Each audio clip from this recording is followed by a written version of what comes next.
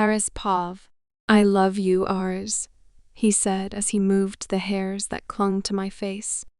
I love you too, Jason, I reply. But you're right. I do need food. He chuckled and slowly pulled out of me. My core twitched at the loss. Let me get you some food. I watched as he put on his clothes with only one thought in my mind. A thought I gave him access to see. Damn. What a fine man, he looked up, smiled and winked before leaving the room. 30 minutes later, he came back with mac and cheese, chips and dips, and a lot of other snacks. Can we finish all that? I asked. You'd be surprised, he answered. You haven't eaten in days, remember? Right, I said softly.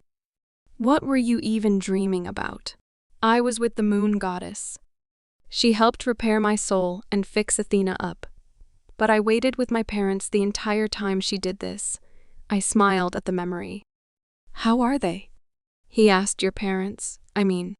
They are great, I answered. My dad sends a message. He said you had better not let me go back there until it's time. I can do that. I expected him to threaten to cut off my balls. This is much easier, he said. Oh, he did threaten to cut off your balls if you hurt me. But my mom talked him out of it. I love your mother already. She sounds wonderful, he said, if you were having so much fun. How did you make yourself leave? It wasn't just my effort. My mom and dad didn't want to stay any longer than necessary, even if they missed me. Plus, Celine said you wouldn't stop begging for her help. I teased. I had a lot of time to grovel. I was desperate. He let out a dry chuckle. I wasn't ready to lose you. I'll never do that to you again, I said. Besides, I can't risk Adriana going back on her promise to not run away from bath time anymore. I chuckled. Right. He chuckled too. What happened while I was asleep? Your sister had a lot to say to you, but she was afraid of saying them while you were awake. So she said them while you were asleep. Okay, I said slowly. What else? We have some new members from the Moonstone Pack that are joining us here. Mostly because of you, he said. I don't even think I'm ready to know why yet, I sighed. And Isabel would love to share some news with you. Any more sleeping time, and I doubt she would have remained patient. It seems she's made her decision to move to Moonstone Pack to be with James. He's a good person, and they are just right for each other. Eat and get dressed. We are addressing the pack this evening. I've been putting it off since we got back. We got dressed, and headed downstairs together. I was surprised to not find anyone even as we made our way out of the pack house. Where is everyone? I asked Jason when I couldn't hold it in anymore. They're already waiting for us at the hall, he answered. I called them while you were still dressing up. I nodded without pausing my movement. We simply held hands as we walked the rest of the way to the hall. I hear voices as we get closer to the hall. The air was buzzing with energy and positivity. The minute one person saw us, he stopped talking to his friend and started clapping. Then his friend joined in, and soon the entire hall was in an uproar, and we slowly made our way to the stage together. The applause continued on for the next 2 minutes before Jason signaled them to stop. Evening, everyone. Jason smiled at the crowd and received beaming smiles right back. I'm sure by now you all know what happened the last few days. The crowd nodded. Well, I'm going to give you a rundown of what happened. You all know your Luna and I are not each other's first mate. Heads bobbed in agreement. While my mate died, hers was obsessed with having her powers for himself when he found out about them. Powers I'm sure pack members who went with us know about now and have shared with you. You are an amazing Luna, someone from the crowd said, and everyone clapped again. Yes, she is, Jason said. A member of our pack betrayed us and was killed on sight on my order. After what happened at Moonstone Pack, your Luna got so exhausted that she fainted from using too much of her power to protect all of us. Which is why she's been recovering, and that is why I choose to only address this issue now. Everyone, Your Luna Jason led me forward, and everyone burst into another round of applause again. Even the stoic Cole clapped along too. Thank you, everyone, I said as the applause died down. I want to say a sincere thank you to everyone that played a part in getting Mason and I out. I would also like to say a big thank you to everyone that stayed behind and protected the pack and our daughter in our absence. I didn't realize I said our daughter until Jason told me he thanked me and told me how much he loved me for accepting Adriana. She's a part of you and I love every part of you, I said right back. Last but least, they are new members that came along with us to join our pack. Jason said we will do well to receive them with open hands and open hearts. That would be all. Good night, everyone. We love you, Luna. Someone yelled as they made their way out. More and more people echoed it too, and I watched as Jason's face turned sour with each declaration of love I got. I hope it's all platonic, he muttered. I don't know. They felt deeper to me. I teased him just for the fun of it. Don't do that to me, beautiful, Jason said. I just got you back, and I wouldn't hesitate to kill a pack member, just so I'd have you for myself. Jason, I said in mock horror. Aries, it's so good to have you back. Madison rushed over and gave me a bone-crushing hug, and Isabel followed right behind. Good to see you too. I returned her hug. It's good to see you too. I smiled. When she finally lets me go, I pull Isabel into a hug too. Thank you, I said in all sincerity. It was no trouble at all, she replied. But I'm leaving. I wanted to make sure you were awake first before I left, she said. Whatever you choose, I'll be rooting for you regardless. Thank you, she whispered as she wiped a tear off the corner of her eye. I can't believe one of my best friends is leaving me, Madison said. I'll visit whenever you want me to, Isabel. Said I'll visit so much that you'd get tired of seeing my face. As we shared a laugh, I finally realized what good friends I've made. Friends that were willing to put their life in danger for me and willing to drop everything to help me out of a crisis. I knew I wasn't going to find anyone like them anytime soon. We spend the next few minutes catching up with each other, taking the time to say our proper goodbyes to Isabella at the same time. We made our way back to the pack house, and I was surprised to find Lila in the living room with the kids. Lila is back, Madison said as she noticed her presence too. What do you mean? I asked. She traveled a week before Allison pulled the stunt she did, and she just got back earlier today. Madison answered, Thank the moon goddess. I was getting tired of taking care of the kids all by myself. Can you give me a moment? I asked the girls I'd like to speak with her for a minute. They nodded and left. I waited until after confirming they had already left before I walked up to Celine. You really are a guardian angel, I said. Or should I say goddess? I joked. It's good to see you are feeling well, Child Lila said. But I'd appreciate it if you kept the bit about being the moon goddess to yourself. Of course, I answered. I just wanted to say thank you in the flesh for all your help. It was my pleasure, she answered. What about my parents? They said they are going to wait for you to live out your life before I reincarnate them into new bodies.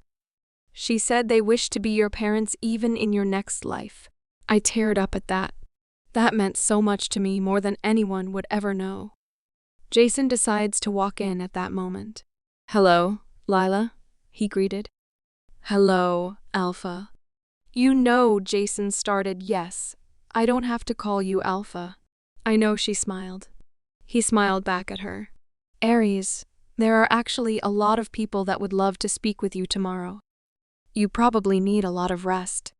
I was about to respond when the stoic Cole walked in and walked up to us.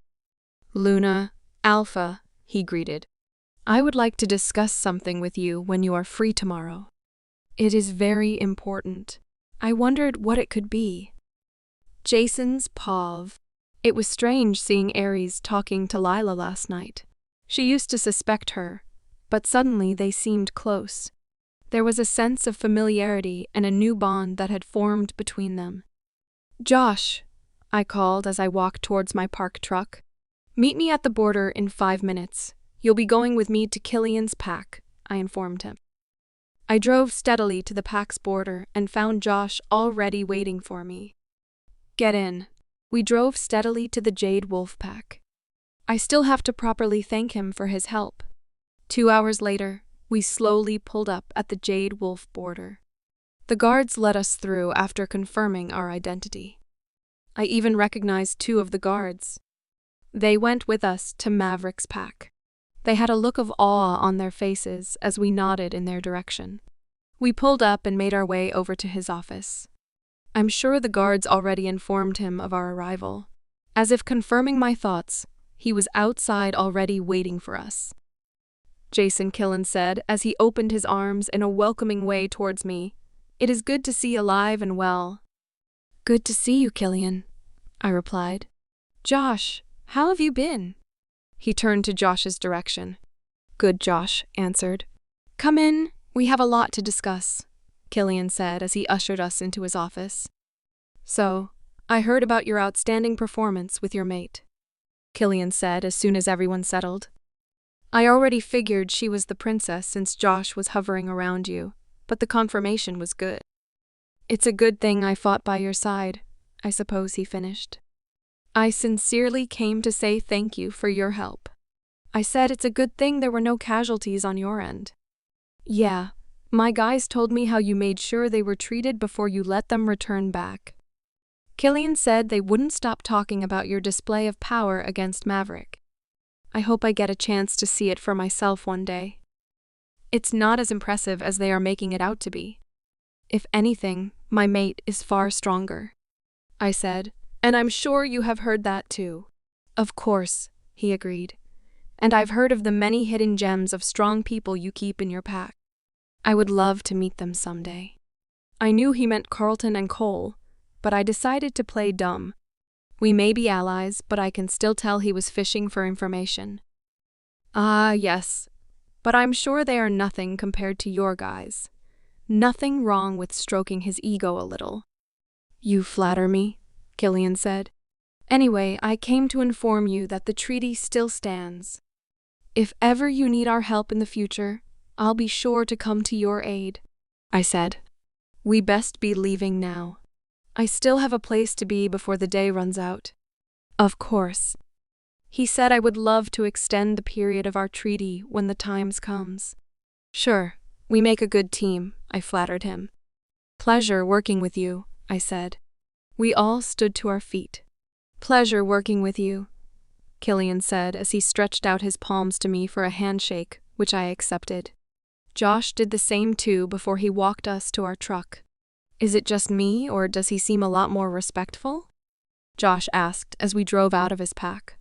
You're not wrong. I said he knows I have the upper hand now. He definitely has a knack for surviving, Josh said.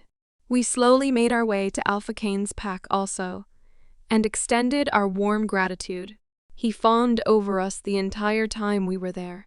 He even had another treaty already prepared when we got there, eager to make us sign immediately. It took a lot persuading him to hold off on it. He kept praising Ares and I and talked about meeting her someday, like I'd ever allow it. His greed was shining through. He planned to use my pack as scapegoats before now he's suddenly chummy. By the time we made our way back to the pack, the moon was already peeking through. I had promised Cole we would speak concerning what he wanted to say, but it seems I might have to hold it off till tomorrow. Daddy, Adriana's excited voice yelled, the minute I walked into the pack house. But I loved seeing how Aries' eyes lit up when she looked in my direction. Hi, princess. I tickled her when she got to my side and let her laughter fill my heart. She's been back to real self since Aries got back. You're back, she said, walking in my direction. How was it? A pair of bootlickers, both of them were. I answered Kane worse than Killian, I said, remembering his obsession with my and Ares' power. Have you both had dinner? I asked instead, eager to put today's event behind me. Not yet, she answered. I made dinner and we ate and shared laughs as a family. I wanted to have this forever. I'd love to marry her. But now is not the right time. But when that time comes, I'll definitely not let it slip away. Cole chose that moment to walk in. Alpha, Luna, he greeted Aries, and I little one he rubbed my daughter's head, and she giggled in delight. Somehow she's the only kid in the pack Cole's not cold to. Hello, Cole, Aris and I echoed back. Cole, about what you wanted to speak to me about, can we do that tomorrow? Preferably before you head out. That's fine with me, he answered before leaving us to our moment. It must really be important if he agrees to delay his work just so he can talk about it, and that alone is making me a little bothered. Maybe he's heartbroken about rejecting his mate bond and needs someone to talk to. That must be it, right? The night passed beautifully, and I woke up with Aries nestled beside me. No better way to start my day. After doing the necessary, I head to my office to wait for Cole. And by necessary, I mean leaving a note for Aries when she wakes up, checking on Adriana and making breakfast for both my girls before leaving. The sound of the door opening announces Cole's presence. Morning, Alpha. Morning. What is it you wanted to discuss with me? I ask, getting straight to the point immediately. I'd like your permission to leave the pack. When you say leave, what exactly do you mean? I asked seriously. I was seriously confused about what brought this on. Did he feel mistreated at the pack? Was he still scared about losing his parents? Was he too stressed at work? I don't mean it in the way you think he tried to hastily explain. Please help me understand, I said. I just want to move out of the pack. Everything is fine, he said in his usual calm tone. I mean, Luna is fine. The pack is safe, and now just feels like the best time to find my own thing, he finished. You want to leave because the pack is safe? I asked. Okay, where exactly are you planning to move to? Another pack or something? I'm thinking of moving into town. With the humans. It will let me be closer to the job and clear my head, Cole said, plus I don't have the best memories here or anywhere actually, and I'd really love to make some. Is it because of the rejection thing? I asked in concern. What about your sister and your aunt? What do you plan to tell them? Not really. He shook his head. I will tell them when I think the time is right. He said. What about the pack? I asked. Sure, you know they'll care to know you're leaving. I just need a place all to myself. I promised to visit the pack as much as possible and attend all important events. I'm not against you doing what's best for you. It just seems so sudden. I said you seem to have thought this through already. I doubt I can change your mind. Do you need any help arranging an accommodation or something? No, thanks. I think I can figure it out myself. Okay, but if you need anything, I'm always available, I said. Thanks, he said, before leaving me alone to stew in the bomb he just dropped. As I worked for the rest of the day, all I could think about was Cole leaving. It was weird, but if that's what he wanted, then I'd support his decisions fully. Cole's finally told you, Luke said as soon as he walked into the office. I was wondering when he was going to tell you. You knew? I asked. He mentioned it yesterday when he was warning me against letting my guard down and treating her badly. Luke answered. I'm not gonna lie. The colorful way he threatened to deball me was scary. Yeah, he can be scary when he wants to be. I shrugged. It just dawned on me that he really plans to leave and to be among humans of all things. Yeah, well. Luke said it didn't help that I told him his sister is pregnant. What? I said in shock. Congratulations, man. Thanks. We did the bro hug thing. I've been meaning to tell you, thank you for taking care of Adriana while we were away. I know she must have been a headache for you. She was quieter than you'd imagine, but it was no problem at all. It gave me time to practice for mine. He smiled big. He obviously looked excited to be having a baby, and that made me wish I could have one now, but I would only have one if Aries wanted it too. I'm really happy for you, man. Me too, he replied. Oh, one more thing. We have been getting so many treaty requests. The fight with Maverick and the witch girl has spread. I don't know how or when it spread, but they also know about your mate being the last royal. Some alphas have even put in requests to merge packs if that's okay with you, he said. But personally, I think putting it under wraps would be best for now.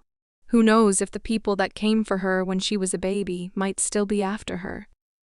There's no way I'm letting anyone else hear. I just got her back, and I don't think I can take another kidnapping case. Yeah. I also can't have you having another panic attack around me, he teased. It wasn't that bad. I immediately denied the allegations. I was focused the entire time. It was. You should have seen your face. The shithead snorted a laugh. You were panicking so bad, I thought you were going to cry at some point. He laughed so hard. I thought he was going to pop a vein. Yeah. I shrugged. Shouldn't you be with your pregnant mate? She's with your mate. They are having a farewell party for Isabel, and apparently, I'm killing the vibe. He was actually offended by their words. Get this. Adriana got an invite, but we didn't. I feel like we should crash their party. The old Luke was obviously coming. We got into so much trouble growing up because of his random ideas. I'm trying to sleep on the couch tonight, but I will if I show up uninvited and get Aries angry. I said gently, so no thanks, mate. I am simply going to sit here and delegate all of my work to Cole and everyone else in the office, so I can spend more time here. So you plan on using Cole's decision to your advantage? No. I plan on using my COO, which I pay to work for me, to do his actual job. I smiled in the meantime. I want to work on fixing my parents so I can move in with Aries. You haven't been in there for years. Are you sure you are ready to do this? He asked. Yeah, I said quietly. You have my full support any time. He understood how much it meant to me, but I know I'm ready. I wanted to start my family in a place that would be ours. Few minutes later, Luke left my office and I went back to work quietly. I just have to set up a few more things in place. I know Cole said he didn't need my help, but I also know how hard it might be for an 18-year-old to get a place in the city without adult supervision, which is why I plan to make some calls. I should probably consider expanding to real estate in the future. Alpha, go on, I said. There are some people at the border, and they have refused to leave. Why? I asked in confusion. What do they want? They want to join our pack. Arispov. Come on. It's one party until you leave us. Madison whined to Isabel again, trying to convince her to come to the party we were throwing her. I'm sure your mate wouldn't mind waiting one more day. Back me up here, Eris. Yeah, she's right. I think James might understand. I offered her a small smile. He's going to have you every day from tomorrow. So just give us the rest of today. Fine.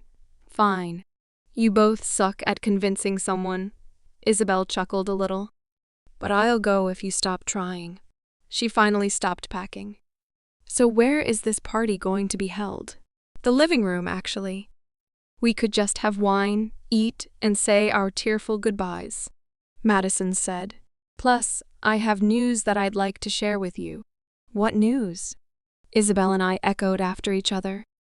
More reasons why you should party with me, Madison said in a sing-song voice. You definitely got my attention now, Isabel said, dropping the clothes in her hands. Athena, I know I'm supposed to be letting you rest, but do you know what's wrong with Madison? Give me a second, she said. Their conversation faded into the background as I slowly gave up control. I let her take the forefront of our mind, and she studied Madison hard, looking her over from head to toe, even sniffing the air. After a minute, she finally stepped back and gave me back control. So what's wrong with her? I asked again. She's having a baby, Athena said in a bored tone. You mean pregnant? Like Madison's pregnant? I asked in excitement. Oh my God. Well, come on, Aries. Madison said. Let's go fast before she changes her mind. I laughed at that. We made our way to the pack's living room, and soon as Adriana saw me, she came to join us. I couldn't send her away. She's been so good at keeping her promises. I keep waiting for her to fall off the wagon, but nothing yet. Hi, baby. Do you want milk? Yes, please, her childlike voice said. You guys don't mind if she joins us, right? I asked both of them. Of course not. I plan on having just orange juice myself, Madison said. Okay, I said. I poured wine for myself and Isabel, orange juice for Madison and milk for Adriana. We all settled on the couch, getting comfortable. Adriana sat next to me, quiet as a mouse. Do you like him? Madison asked Isabel. You should have seen her with him, I chuckled. He looked at her like she was his world. It was beautiful. So basically, he looked at her like Jason looks at you, Madison said. Okay, I'll give him a pass. Hey, what do you mean by how Jason looks at me? I asked Madison. Wow, Isabel chuckled. He looks at you like you made the world he walks on. Like he'd build an altar just to worship at your feet, and after that he'd eat you out just to get a feel. She finished. That was a bit exaggerative, don't you think? I asked. She hasn't even begun to breach the surface. Trust me, Madison shrugged with a small smile playing on her lips. Okay, I guess that's how James looks at you too, I said. Just promise us you'll visit more when you leave, Madison said. I promise, Isabel said quietly. I'm not ready to let my baby not know one of my best friends, Madison said, finally spilling her guts about her pregnancy. Wait, baby? Isabel asked in excitement as she stood up. Like you're pregnant? Yes, Madison followed after. So you better visit often. Babysitting duties and all that. Finally. I would have spilled if you delayed any longer, I said, pulling both of them into a tight hug. Adriana joined us excitedly, even though she had no idea what we were happy about. I'm so happy for you. Thank you. She sniffed back her tears. How did you know? I couldn't wait, so I asked Athena to tell me what was going on. I winced. I don't blame you. I couldn't keep it in any longer, she gushed. Luke and I are having our first baby. We are very happy for you, Isabel said. And I'm happy for you, Madison said. I know how much you wanted this. I'm glad you finally have it. You deserve the world, Isabel. You deserve to be happy, I added. I saw how she looked at Cole on their birthday. She really hoped he was the one, and I also saw the look of disappointment when he wasn't. Thank you, she said tearfully. For the next few hours, we laughed, cheered, sniffed, and bonded. Adriana only managed to sit still for 2 hours before she left after getting my permission. Luke came by at one point to check on Madison and tried joining the party, but we chased him off. He said he was going to share his grievances with Jason. After a while, we decided to go help Isabel finish packing up. It took longer than normal, but we wouldn't have had it any other way. James was a good person, and I know she's in good hands. We didn't go our separate ways until the night came knocking on our doors. I saw the look of worry on Jason's face as he stepped into our room. What's wrong? I asked. Is this about Cole? He was wondering what Cole had to say all day yesterday. Is it that bad? Relax. Beautiful. I didn't mean to alarm you. He said he needed permission to leave the pack, but that's not what I'm worried about. Why? I asked in concern. Is he not happy here anymore? That's not it. He just wants to be closer to work and make new memories. Whatever that means. He explained. Doesn't he know Madison is pregnant? He does, but he hasn't told her yet that he plans to leave. Okay. Then what is it? I asked. Why do you look so worried? We have some unwanted guests, and they have refused to leave, he said slowly. Why? I don't know why, but I had a bad feeling about strangers showing up at our pack. Maybe I'm just being paranoid, or maybe I'm up to something. I guess word about you must have gotten round, and now they are here to confirm it." He sighed heavily. He was worried, and so was I. "Can't you just make them leave?" I asked. I tried. They refused. They are here to pledge their loyalty to you and I. We went to bed that night with troubled minds. If werewolves are coming all over from different packs just to join our pack, who is to say the people that tried to kill when I was a baby haven't heard too? The next morning, I followed Jason to the pack's border. Apparently, he told them he wasn't going to let strangers into our pack, and they decided to camp outside our borders last night without questions. The guards on duty kept a watch on them the entire night, but they didn't do anything strange, which made things even stranger. "Morning, Alpha, morning, Luna," the guards greeted. "Morning, guys," I replied with a smile, while Jason just nodded at them. "Anything happen?" Jason asked, while keeping his eyes on the group of people camping not far away from our border. "Not really," Gareth answered. "They have been quiet since you left last night. Honestly, it's kinda creeping me out." "Can you go ask them to send a representative so we can talk?" Jason asked. "Okay." Gareth bowed and went to do as told. He came back 2 minutes later with a lady that looked about Jason's age and stunning, very stunning. "How is she their representative?" "Hi," she said. "Are you representing them?" Jason asked instead. "Yeah, they chose me," she smiled a little, and her dimple peeked out. "Yeah, I wonder why," I muttered. If she heard, she did well ignoring it, but I saw Jason hide his smirk at that. "Keep your eyes on her eyeballs," I warned Jason through our mate link. "It better not stray. Hide your claws, beautiful," he teased. "Why are you people here? I told you yesterday that I wouldn't be accepting you into our pack. You should have left when I asked you to," Jason said.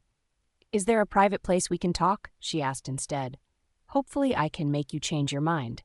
If you say yes, you are sleeping on the couch for the next few days or weeks, until I say so." I warned him through the link. "We can talk here, and I doubt anything you say can make me change my mind," he answered immediately, and I smirked. "Okay, because we are peaceful people, and we mean no harm. We just need a safe place to call home," she explained, "and from what we have heard, this is the safest." "I'm sorry, but we are not taking in any new people into our pack," Jason said. "You should also forget whatever you have heard. We wouldn't cause any problems, we swear," the dimpled-cheeked lady said. "We come in good faith. What's your name?" he asked. "Why do we want to know that if we are not letting them in?" I asked him. "So we can call her by her given name," he said. "I have to admit, I like this possessiveness you have over me." "Jocelyn," she answered. Her name just had to be pretty. "Well, Jocelyn, while I hate to say no again, I have to because I can't put my pack in danger. I can't put my mate in danger or my daughter. So if you could just get your friends and be on your way, I would appreciate it," Jason said. "I would hate to put you out myself, but make no mistake, I will if you don't leave. You have 3 hours. "Really?" she asked in shock, like she never condoned the thought that she could be rejected. "Yes, really," I answered this time.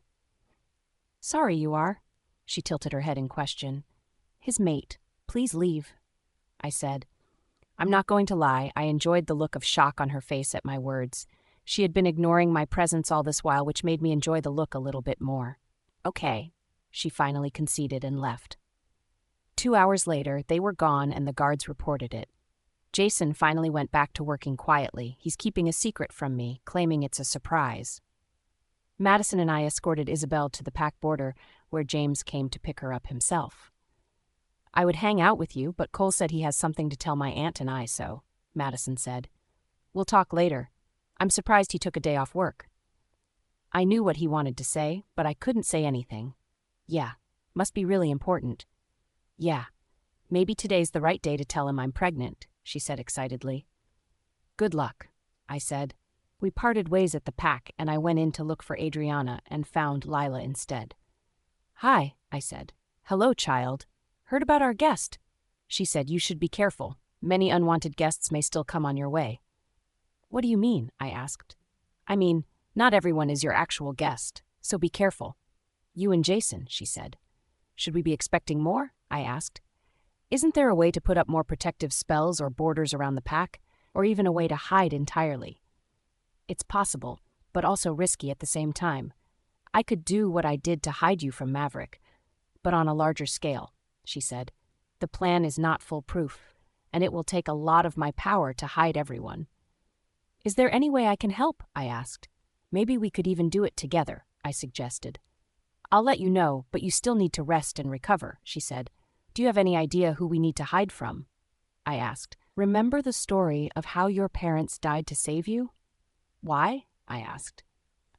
I don't think they are going to be all forgiving if they know your power has manifested, she said before leaving the room. This sounds bad, really bad. She's considering hiding everyone and it's not even foolproof. I need to warn Jason. The sooner we can prepare, the better. It's funny how we went to bed last night wondering if anything could be wrong and woke up to the reality that it might actually be. We just survived one nightmare. We have to survive this too. I tapped into the mate link and called Jason. Jason? Yes, beautiful, he answered. Kill the butterflies, Aries. We have bigger issues to deal with. Remember when you said you were trying to keep us safe earlier? I asked. Yeah, what's wrong? I think we might have a way, and we might need to be on it fast, and the moon goddess has agreed to help. I'm on my way so we can talk. 2 weeks ago, this pack seems to be unguarded. Should we check it out? A male voice asked. I don't feel like adding extra work for ourselves, the other voice replied. Let's just get what we are supposed to get for Damon and leave. You know how he gets when he doesn't get what he wants. But come on, aren't you a little curious? The first voice asked. Fine, 2 minutes and we are out. They headed in and made their way to the field by following the footprints and witnessed something remarkable. They saw Jason use his flames whips, but the most remarkable thing was seeing Aries using her bow. That's not something that happens every day. They slowly made their way back out while they were occupied with Fiona. Isn't it a good thing I made us check it out? The first voice asked. Isn't that the princess that Damon thought had died? The second voice asked. How is she still alive? Don't ask me, Vincent, the first voice said. I'm just as shocked as you are. We are definitely getting promoted if we give him this information, Vincent said excitedly. We are no longer going to be at the bottom of the pack. This is a good thing, Will. Back to the pack, right? Will asked. Yeah. They made their way past the mountains, north of Moonstone Pack and back to Damon's pack. The pack looked like an old castle or something. If one looked closer, it appeared to be the old castle of King Zalaver and Queen Eva, Ares' parents.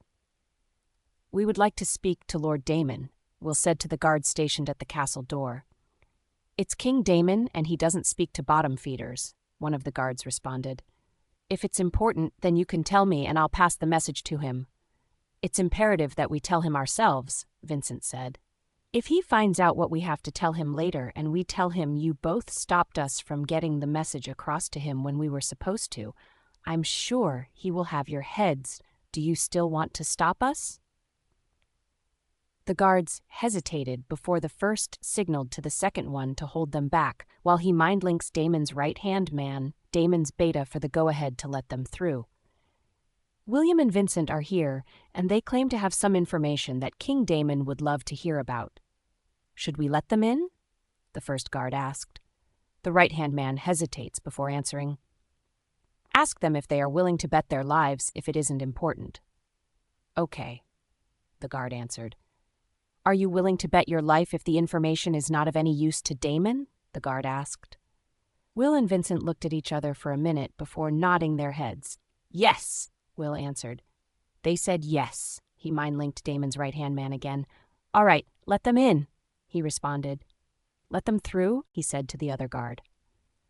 Will and Vincent walked through the giant castle doors and navigated the labyrinth that led to the castle.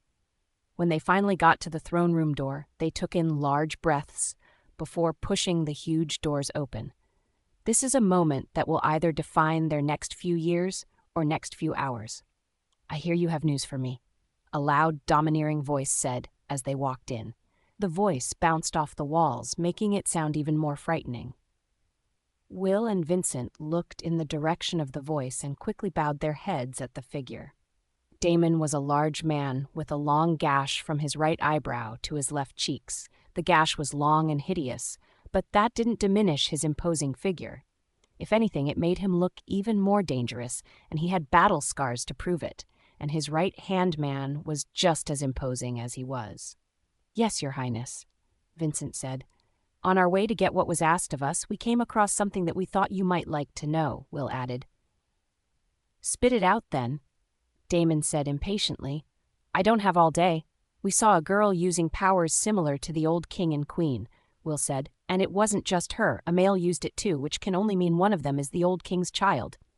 Vincent added, "That's not possible," Damon said as he sat closer to the edge of his throne. "The child died. A dead baby girl was found under the rubble close to the secret gate. There is no way that baby is still alive." "I'm sorry to question Your Highness, but was the baby's face ever seen?" Vincent asked. Damon just looked on at them silently, confirming their question that he had never seen the face of the child, but he knew it was a girl. That much he was sure of. "So she's still alive and has been right under my nose all this while?" Damon asked through gritted teeth. "How was I not aware of this?" he asked angrily. Will and Vincent bowed their heads in submission to ease his rage. After a while and a few intakes of breaths from Damon, he finally calmed down enough to speak again. "Hale, make sure to reward them," he said to his right-hand man. "You are dismissed." Will and Vincent bowed before leaving the throne room with huge smiles on their faces. "Is he still alive?" Damon asked Hale after William's and Vincent's footsteps had faded. "Yes," Hale answered, "but barely. Doesn't matter," Damon said. He got down from his throne and walked briskly to the dungeon where they were keeping him, the former royal beta, Josh's father, who everyone thought had died during the war for the princess. "Wake up, sunshine," Hale said to the thin, dying man in the cell. "You don't get to die today. I just got new information that the princess, who was supposed to be dead, like you said, is still alive and well, which makes me believe you knew where she was the entire time." Damon said, "Don't worry, I'm not going to ask you where she is. I just want to know her name so I know who I'm killing. So tell me her name," Damon asked, his voice barely above a whisper with underlying rage beneath it. The man in the cell finally shifted and opened his mouth to speak. "Arabella," his rough voice sounded. "If I find out you lied to me, I will rip you in shreds and use your bones to decorate my walls." Damon said, "You know the kind of person I am, so you know I will do it." As Damon and Hale left, they missed the smile of relief that coated the dying man's face. He knew if the princess was alive, then so was his son, and he couldn't be more glad. "Jason's Pav." "Jason," Ares called my name softly. "We were in the comfort of our room after she told me to take my time, that she could wait." "I'm listening, beautiful," I answered. "Remember back when I told you I spoke to the moon goddess and my parents?" Ares asked slowly. "Yeah, I do," I replied. "Did she tell you anything?" "Yes, she did," she answered. There was no look of worry on her face, but I could tell how uneasy she felt through the mate bond, which made me uneasy too. "Please tell me," I pleaded softly. "Don't make me guess. Let me just start at the beginning," she said. "When I met Josh and we went into your office to talk, well, I found out that my parents died trying to save me, and so did Josh's dad, who left as much information as he could for us behind before he joined the fight again." I nodded my head and she continued. "Well, Celine just warned me about how the people that attacked are still alive, and they know that I am too, and they aren't all forgiving. Basically, you think they know you are alive, and that's one of the reasons strangers have been trying to get into our pack," I said. "Yes," she answered. "But it could also be because you were jealous of Jocelyn. I loved seeing you jealous and territorial, by the way." I winked at her, which got her to smile and break the serious atmosphere a little. "Jason," she snorted a laugh. "Sorry, continue," I said. "Well, the moon goddess said she's going to help by hiding us for a while like she did with me against Maverick. I offered to help her." "She was the reason that little twerp couldn't find you?" I asked in surprise. This was new information. If she helped, that meant the moon goddess is really close to us and Ares knows who she is. "She's here and you know who she is, don't you?" "I do, but she made me promise not to tell anyone," she said. "I'm sorry. I really want to tell you, but I also don't want to break my promise." But if I figure it out, then technically you didn't break her promise, right? I asked. I guess, she said slowly. Do you have an idea of who it is? She asked softly. I think I might. I offered her a little smirk. I know there was only one person who she was suspicious of when she arrived here, which was Lila. But Lila took some time away from the pack when Maverick was searching for her, and Maverick didn't find her even when he was close by. Lila got back just before we returned back to the pack, and ever since, Ares has been treating her like family, which was odd at first. But now that I think about it, she seems to be the only choice for the moon goddess. Ares read the realization on my face before I even said anything. You seem to have the answer, so tell me. She smiled at me. I love her smile. It's her, isn't it? I asked. It's Lila. She didn't respond and just looked at me like she's surprised I could ever guess, right? I didn't tell you and you don't know anything, she said slowly as she pointed her finger at me. I don't know anything, I repeated after her before pulling her into a kiss and let our lips mold together as I breathed her in. We still have pressing issues, Jason? Ares said after pulling away. She said, bringing us back to the matter at hand. Right? Baby-killing psychopath is still on the loose. I sighed. We can't go a month without someone being after my mate. It's becoming annoying at this point. Did she by chance tell you where he is? I asked after a minute. No, she didn't. She only warned us to be careful and that she was going to help. Ares said softly. I can't say when exactly, though. Okay. I leaned in and kissed her forehead. We'll figure it out, I promise. We have a lot more to protect now, and I'll be damned if I let anything get in between that. The next morning, I called in a little reinforcement so we could all talk about our possible, maybe, definitely future problems. Luke, Carlton, Josh, and I gathered in my office. I could have called Cole, but he needs to make new memories by having bad ones mix in with them. I have other things to do, Jason, Luke sighed. Things like being with my very pregnant mate who I enjoy spending time with, he pointed out. Are you planning to get married now, or are we throwing a baby shower for the new baby daddy? Carlton asked as soon as he stepped into the room. I'm fine with either. Been a long time coming. True. At the rate which you are going, Haley and I would probably have our first baby before you and Ares do. Maybe even Carlton, and he hasn't even found his mate yet. Josh added, and Carlton offered his arms for a fist bump. Word. Yeah, well, if you plan to keep throwing baby showers in the near future, you'll sit down and listen to what I have to say, I said, interrupting their banter. It's important. Oh no. I know that tone, Josh said. Whatever you are about to say will not sound good. Spill. Let's hear it. I guess this has something to do with you too, Josh. I started. Remember how your dad died trying to save you and Ares from some baby hunting psycho? I asked. He nodded slowly with confusion written all over his face. Good, because the moon goddess just warned Ares that he knows she's alive, which means he might also know about you, and I think he's been the one sending people to our pack, but I'm not too certain about that. The entire room was quiet again. They all knew exactly what that meant.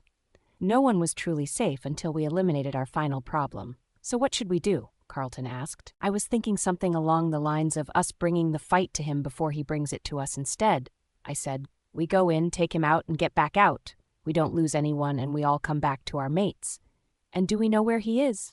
Luke asked. Or how we get in? Not yet, but I've asked Ares to find out where he is. We just have to wait, I said slowly. Waiting. I can do that. Josh said slowly. I waited for years before I found Ares. I'm sure I can wait a little more to kill whoever was responsible for our separation. Jocelyn and her crew traveled west after their rejection from Jason. They kept heading west to where Damon was. Jocelyn had to report what she had found to Damon. As soon the guards spotted them from afar, they opened the gates and let them through. Everyone with Jocelyn departed as soon as they got through the gates, leaving her to walk up to the castle doors alone. As she walked, she thought of how she was going to relay the information she found without triggering her death by his hands. Let me through, Jocelyn said to the guards. Why? The first guard asked, while the other eyed her entire body. Because His Highness sent me out on a mission, Jocelyn said. Will you let me through, or do I have to move you myself? The guards moved out of the way, but informed Hale of their incoming visitor. Jocelyn navigated the huge castle herself, as she had been there before. She made her way steadily to the throne room, where she knew Damon would be. She could already hear voices the closer she got to the throne room. So she did what anyone in her shoes would have done. She slowed her footsteps and calmed her heart to a steady beat, so she could listen in on their conversations. "How many Arabellas have they found?" the cold, hard voice of Damon asked. "They found 10, Hale answered, but only 2 seem to be within the right age range. They do not have mates and don't display any power, which means he lied. Her name isn't Arabella." "I figured as much. He just signed his own death," Damon said. "No one can say I didn't warn him or give him a second chance." "You were going to kill him anyway," Hale said. "Yes, but he just brought the date closer," Damon said. "I know you are out there. Don't make me drag you in myself." Jocelyn's heart stuttered in fear at his words. She knew he would really come out to kill her himself if she didn't walk through those doors at that moment. "Your Highness, Hale," Jocelyn greeted as she walked in. "I asked you to only come back after you have something useful to report," Damon said. "So, do you have something to report?" "I do." She gave a little nod. "I did, as you asked. I went to Moonstone Pack where Will and Vincent saw her last, or a glimpse of her. I asked some pack members that were willing to spill their gut, so I took a few people with me to Crescent Pack where they said they returned to." "Get to the point," Damon said. "The pack members mentioned that it was the Alpha and Luna that had powers. We pretended to want to join their pack, but the Alpha shut us down and sent us packing." "I'm still waiting to hear the important part," Damon said. "Just when we were about to leave, he showed me his mate who happened to fit the description of who you were looking for." "What was her name?" Damon asked, barely concealing the urgency in his voice. "I'm not sure. Everyone just called her Luna," Jocelyn said. "But I'm positive I was in the right pack." "Can you describe what she looked like?" "Yes. She has black hair and blue eyes," Jocelyn said. "There must be other people in the pack that have black hair and blue eyes," Damon sighed. "Give me something that I can use to identify her." "Well, she's tall and—" "Jocelyn, just look for someone within the age range of 18 to 20 that the Alpha is overprotective of. That's who she is." Jocelyn rushed out to appease the rage that was brewing inside him. "Okay, thank you, Jocelyn," Damon said. "I'll be sure to call for you when I need you. Make sure to stay close." "I will," Jocelyn said before walking out of the room. "You said thank you. You never say thank you," Hale pointed out as soon as Jocelyn was out of earshot. "I don't wish to be accused of not having manners," he shrugged. "I'm a king, not a barbarian. I still know how to show etiquette when needed." "Okay, I will send some scouts to confirm what she just said," Hale said, heading for the door. "Good. I will go talk to our guest prisoner," Damon said. They both split and went separate ways. Hale to organize the scouts and get a map to Crescent Pack from Jocelyn, Damon to speak to Josh's dad. As he walked through the corridor, heads bobbed in greeting. "Hello, again. You see, I've had people searching for packs for any girl named Arabella within the age range I assume she would be now," Damon said. "We've found 10 people using that name, none of which turned out to be her." I didn't lie. Maybe she goes by something else now?" he said, his voice rasping as he drew in tired breaths. "I wouldn't know for sure, though, seeing that I've been locked up for almost 20 years now." "I'm glad you find the fun in this," Damon said. "I know I promised to kill you if you lied to me, but I just think it would be nicer if I killed the last royal that you were meant to protect right in front of you. It would be fun watching history repeat itself." "It won't happen," he said. "You could barely kill Zalaver alone with his powers.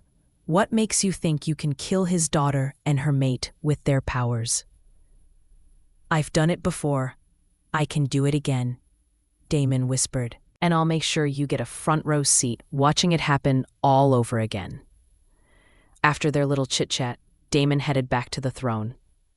"You're here already," he said as soon as he walked in. "Have you sent people over?" "Yes, They already have the map Jocelyn drew as guides to the location, Hale answered. I instructed them only to observe and report back to me. That's good, Damon said. So all we have to do now is wait for their report? Yes, Hale answered. Are you planning to go over to wherever she is and kill her yourself when we get the information we need? Yes, Damon answered. That way I can ensure she stays dead this time. Okay, drink? Sure, Damon answered. Why have you stuck with me all these years? Because before you were a monster, you were my friend, Hale answered. Am I really a monster? Damon asked with a wide grin. He knew his friend would never lie to him. Hale might not support what he does, but he has stuck by him longer than anyone had ever done. You know I can't lie to you. Cheers, mate. Aries POV. Since I told Jason about the future threat we might face, he's been multitasking, expanding himself way more than usual, having numerous meetings with Josh and the rest. He barely has time to cook for Adriana and I anymore. It took a lot of convincing to get Adriana to believe her dad was just busy and not avoiding her. She was worried she broke her promise of being a good girl. I wasn't exactly avoiding Madison, but I didn't want to worry her with talks of threats on our lives when she's pregnant. So I did what any good friend does. I say hi and pretend like nothing's wrong, which I assumed Luke was also doing. Hi, you are finally back, I said to Lila as I walked into the pack's living room. She had been going and coming for about 3 days now, and I had a feeling she'd been back for more than an hour, but just didn't want to bother me yet. Hello, Aries. How are you? Lila asked. I've been great. I've been patiently waiting for you, I informed her. Yeah. I had to get some things in order. Your parents say hi, she said. Next time you visit, tell them I say hi too, I said slowly. She offered me a small smile, which I returned, and moved the topic back to the matter at hand. So do you have any ideas that could help us? I do, she answered. I might need your help like you offered. Anything, I said. I don't like seeing Jason worrying about me so much.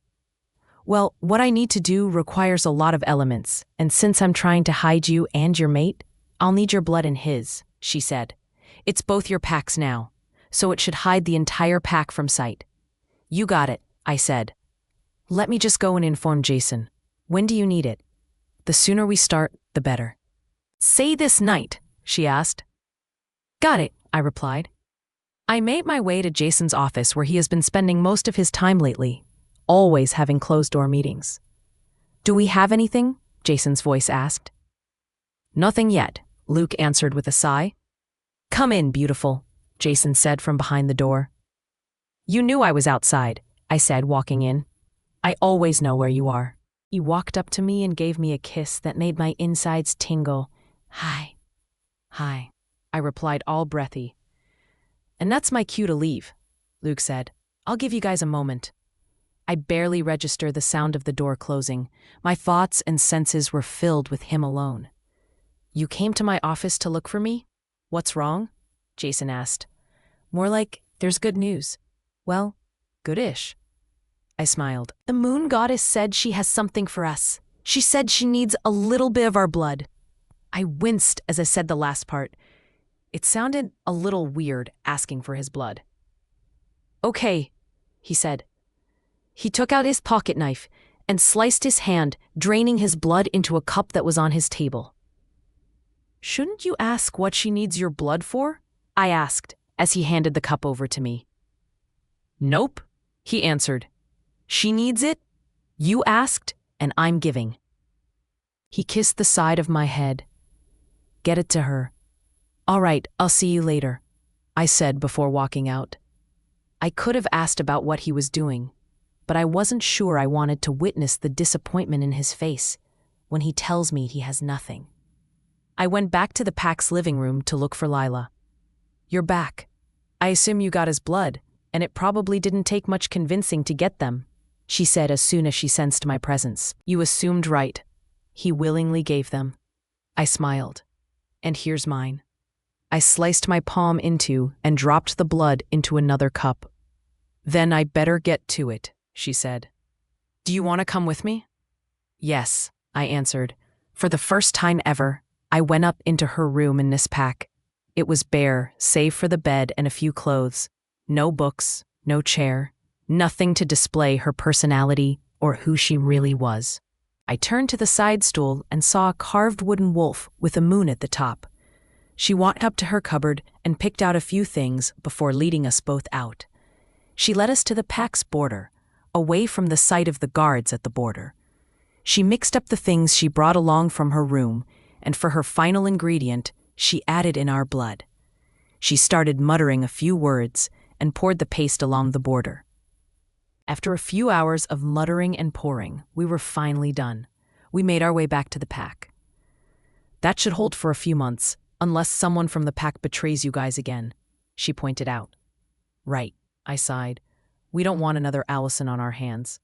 Precisely, she replied. I know your mate knows who I really am now. It wasn't an accusation, but I still winced. I really didn't tell him. I know. He figured it out himself. Jason has always been a smart pup. She smiled in that motherly, all-knowing way. It's weird hearing you refer to him as pup, I said in amusement. I still call your father pup sometimes, and he's older, she chuckled. Besides, given the fact that I nayed him, I get to call him pup. I'm not arguing. I laughed, my hands raised in the air at surrender. Good. Anyway, I need to rest, so can we talk later? Sure. I nodded. Thanks for all your help. She nodded in reply before walking off. I made my way back to our room after checking on Adriana. I was just as exhausted as she was. This looming threat thing is really exhausting. I resumed my training with Josh and Carlton since I woke, although they kept saying they had nothing else to teach me. The sound of the door opening drags me away from my thoughts, and when I checked the time, it was far gone. I had been lost in my own head since I walked into the room. Hello, Princess Aries, Jason said. What are you thinking of that made you have that lost look on your face? Did the hiding plan not go well? It's not that, I sighed. We just found our footing after Maverick. I was just wondering why the universe doesn't want us to relax. I mean, don't we deserve even a little peace? We deserve it more than anyone, he answered. You especially. You've been through an ordeal. If I lay my hands on whoever is pulling the string, I'll be sure to wring their neck for what they are doing to you. That made me smile a little. I know you just wanted a peaceful pack, and I'm really sorry all this is happening because of me, I said quietly after a while. I'm not. If we have to go through a million of these things to remain together, then I'll gladly go through it with you. Damon got word this morning about the meeting with the elders. It wasn't supposed to be held until the day after tomorrow. What was even more annoying was that he couldn't refuse them. A council of 6 people sat around the throne room and looked at Damon as they waited for his response to their question. When he didn't answer, they asked again in annoyance. There are rumors going on that the princess still lives. Is that true? One of the elders asked. Damon sighed heavily and responded, Not for long. Do not carry out whatever it is you have in that rotten mind of yours, another said. Raise your voice at me again, and I'll separate your limbs from your body. Damon said in anger. Remember who you are talking to. You know there will be repercussions if you kill a council member. You couldn't do it years ago, and you certainly can't do it now, the first elder said. I didn't say I was going to kill her. I said I'll separate her limbs from her body. He shrugged. And just for the record, I don't like being threatened. So do that again, and I'll end all of you. Consequences be damned, I already have nothing to lose. His patience was already wearing thin. You work for me, not the other way around, he pointed at each of them. The elders looked at him in fear and consciously tried to control their reaction and words. I only let you live, so I avoid that pesky little thing she did to you. But the minute you are of no use to me, you will all cease to exist. Actually, we work for the throne and the moon goddesses, the fifth elder said in fear. I am the throne, and the moon goddess stopped meaning much to me a while back. So don't push me, Damon responded. Be glad I let you walk around free. The elders swallowed hard. They knew of the situation of the former royal beta. That was a fate worse than death, and no one wished to be treated like that. If the princess still lives, that means she's the rightful heir to the throne and we serve her, the first elder said after regaining his composure. And you can't change that. If you want to serve a dead princess, that's fine by me. I can send you her way after I'm done with her. Who knows, maybe you will even meet her parents too. I have a thing for touchy reunions." He offered them a smile that sent shivers down their spines. "The moon goddess sent us to send you a warning to stay away from her," the third elder said. "Or you might not like her wrath. You knew she was alive. Why bother asking at all?" Damon asked, ignoring the warning. "She wanted us to know what you plan to do to her," the second elder said. "Send her my best. If she asks you to spy on me again, I will send her my own message through one of you when I offer her your heart," he said in anger. "You wouldn't," the fourth elder whispered in fear. "I would," Damon confirmed. "We are done here. Leave." Though the elders looked like they still had more to say, they swallowed down their words when they saw the look in his eyes. He was seconds away from snapping, and they knew they would be the scapegoats or scapewolves, so they walked hastily to the door, leaving Damon alone in his anger. The castle doors were pushed open, and the hurried footsteps made Damon look up. He knew there was only one person who never hesitated to barge into a room he was in, and that was Hale and his mate before she died. "I think we have a problem," Hale said to Damon. "What's the problem?" Damon asked after taking a deep breath. "I just got word that the scouts we sent couldn't find the pack Jocelyn described. Was her description poor, or were they too dumb to locate it?" Damon asked in annoyance. He was already having a bad day. Some good news would have made it better. "Neither," he answered as he took his seat beside Damon. "They said they got there, but it was just empty land. There was no sign of life or evidence of a pack." "Ah, I think I know why then," Damon said as his expression hardened. "She's meddling in Wolf's business again, taking sides and playing favorite. She's going through so much trouble to hide the pack from me, but I'll still find her." "Do you mean the moon goddess?" Hale asked in confusion. "Yes," Damon answered.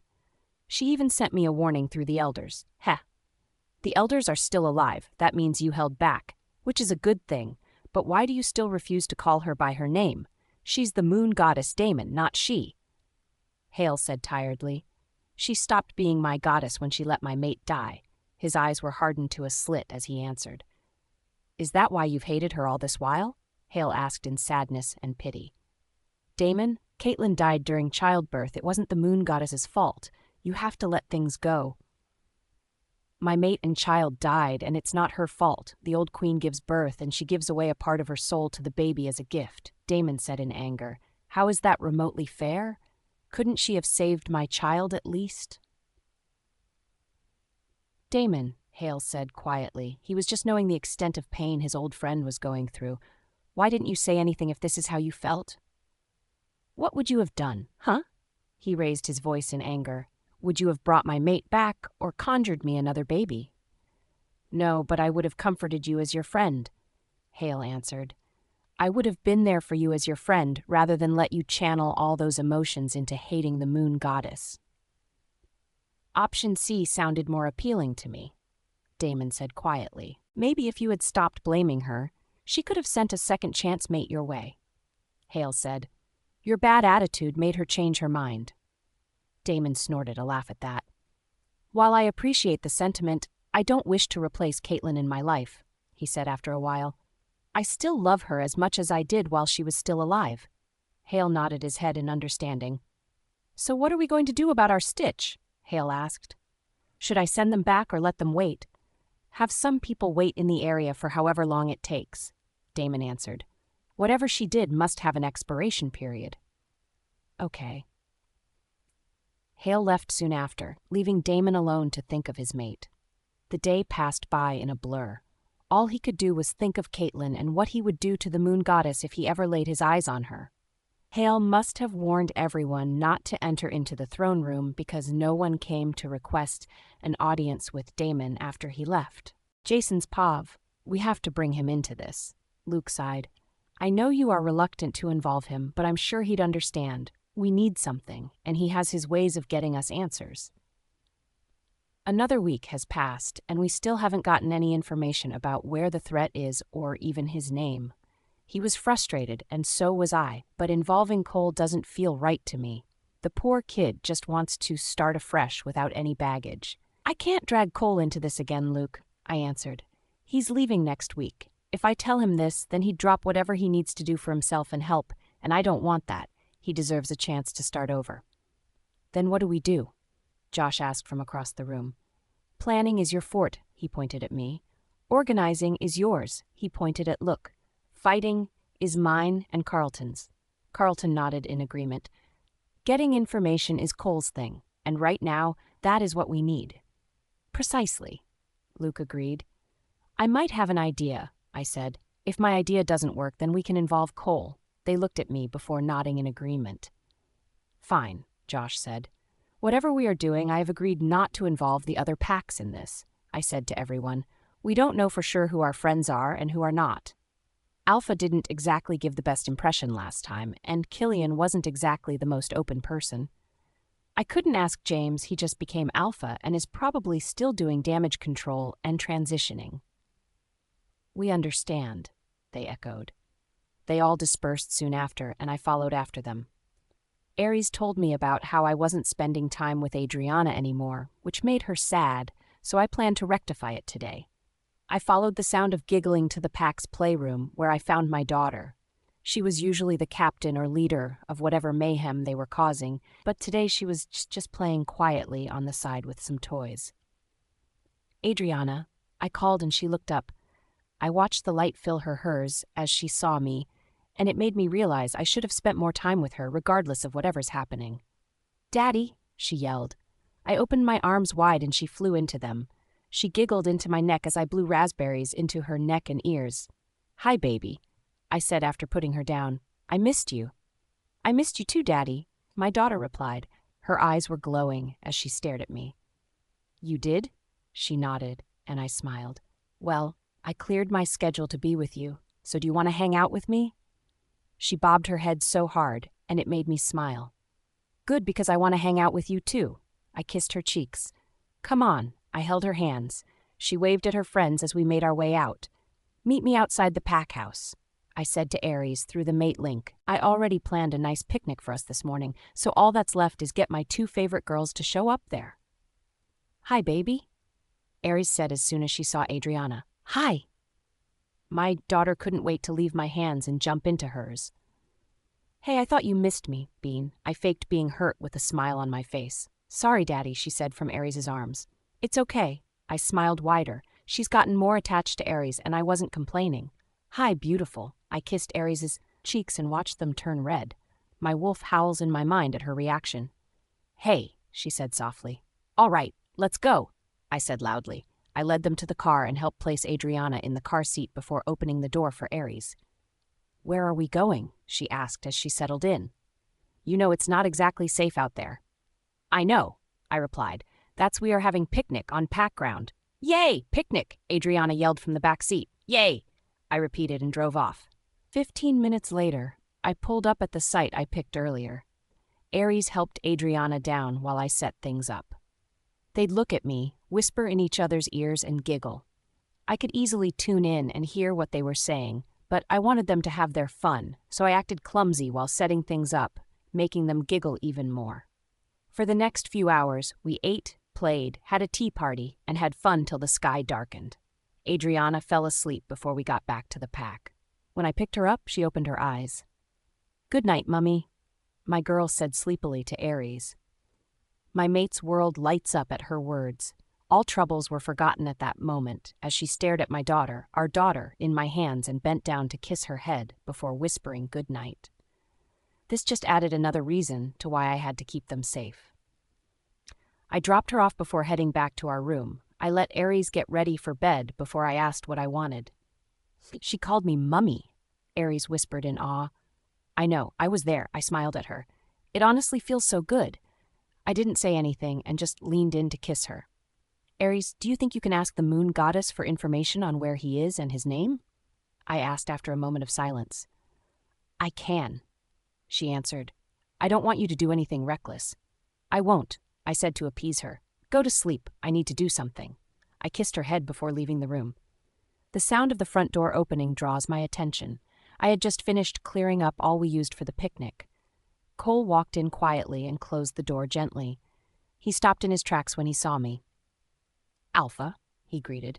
I nodded in reply. I know something is going on. I feel it each time I leave the pack and come back. Something's different, and I know you are trying to keep me out of it, he said. I appreciate it, but if there's anything I can do to help, I'll gladly do it.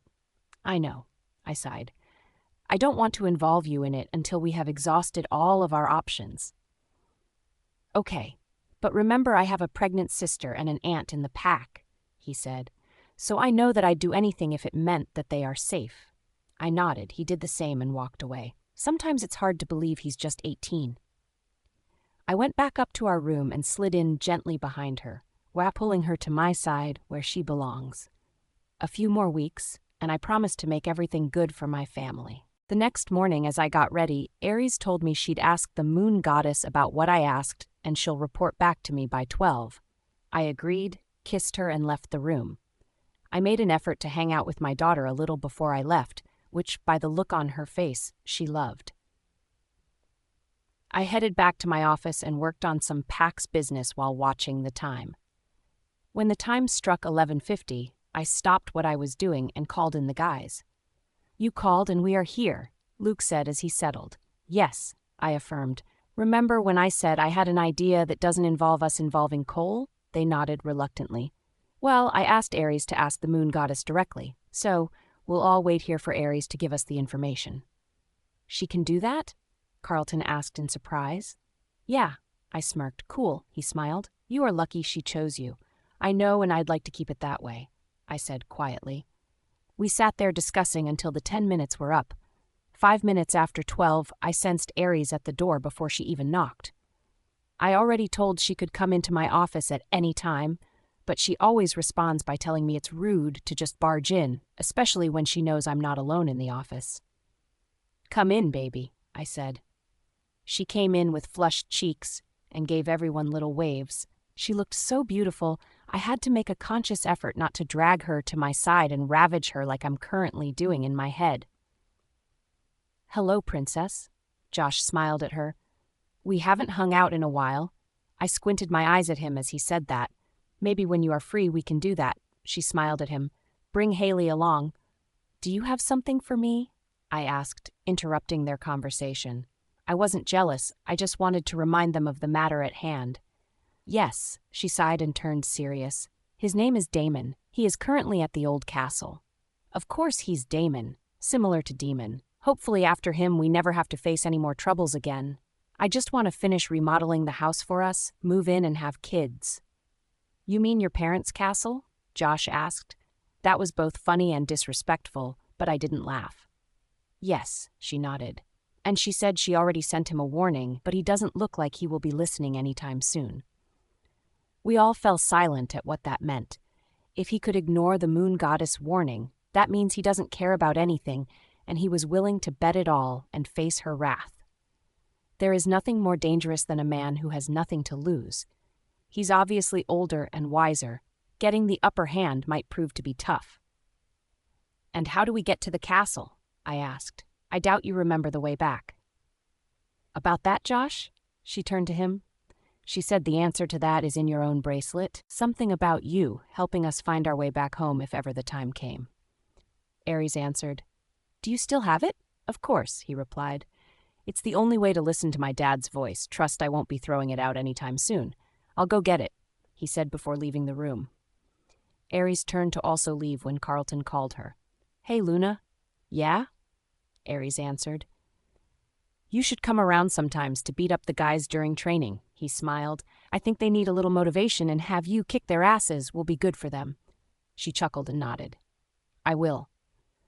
A few minutes later, Josh returned panting hard like he just ran a marathon. Did you get it? I asked. He nodded and showed it to us.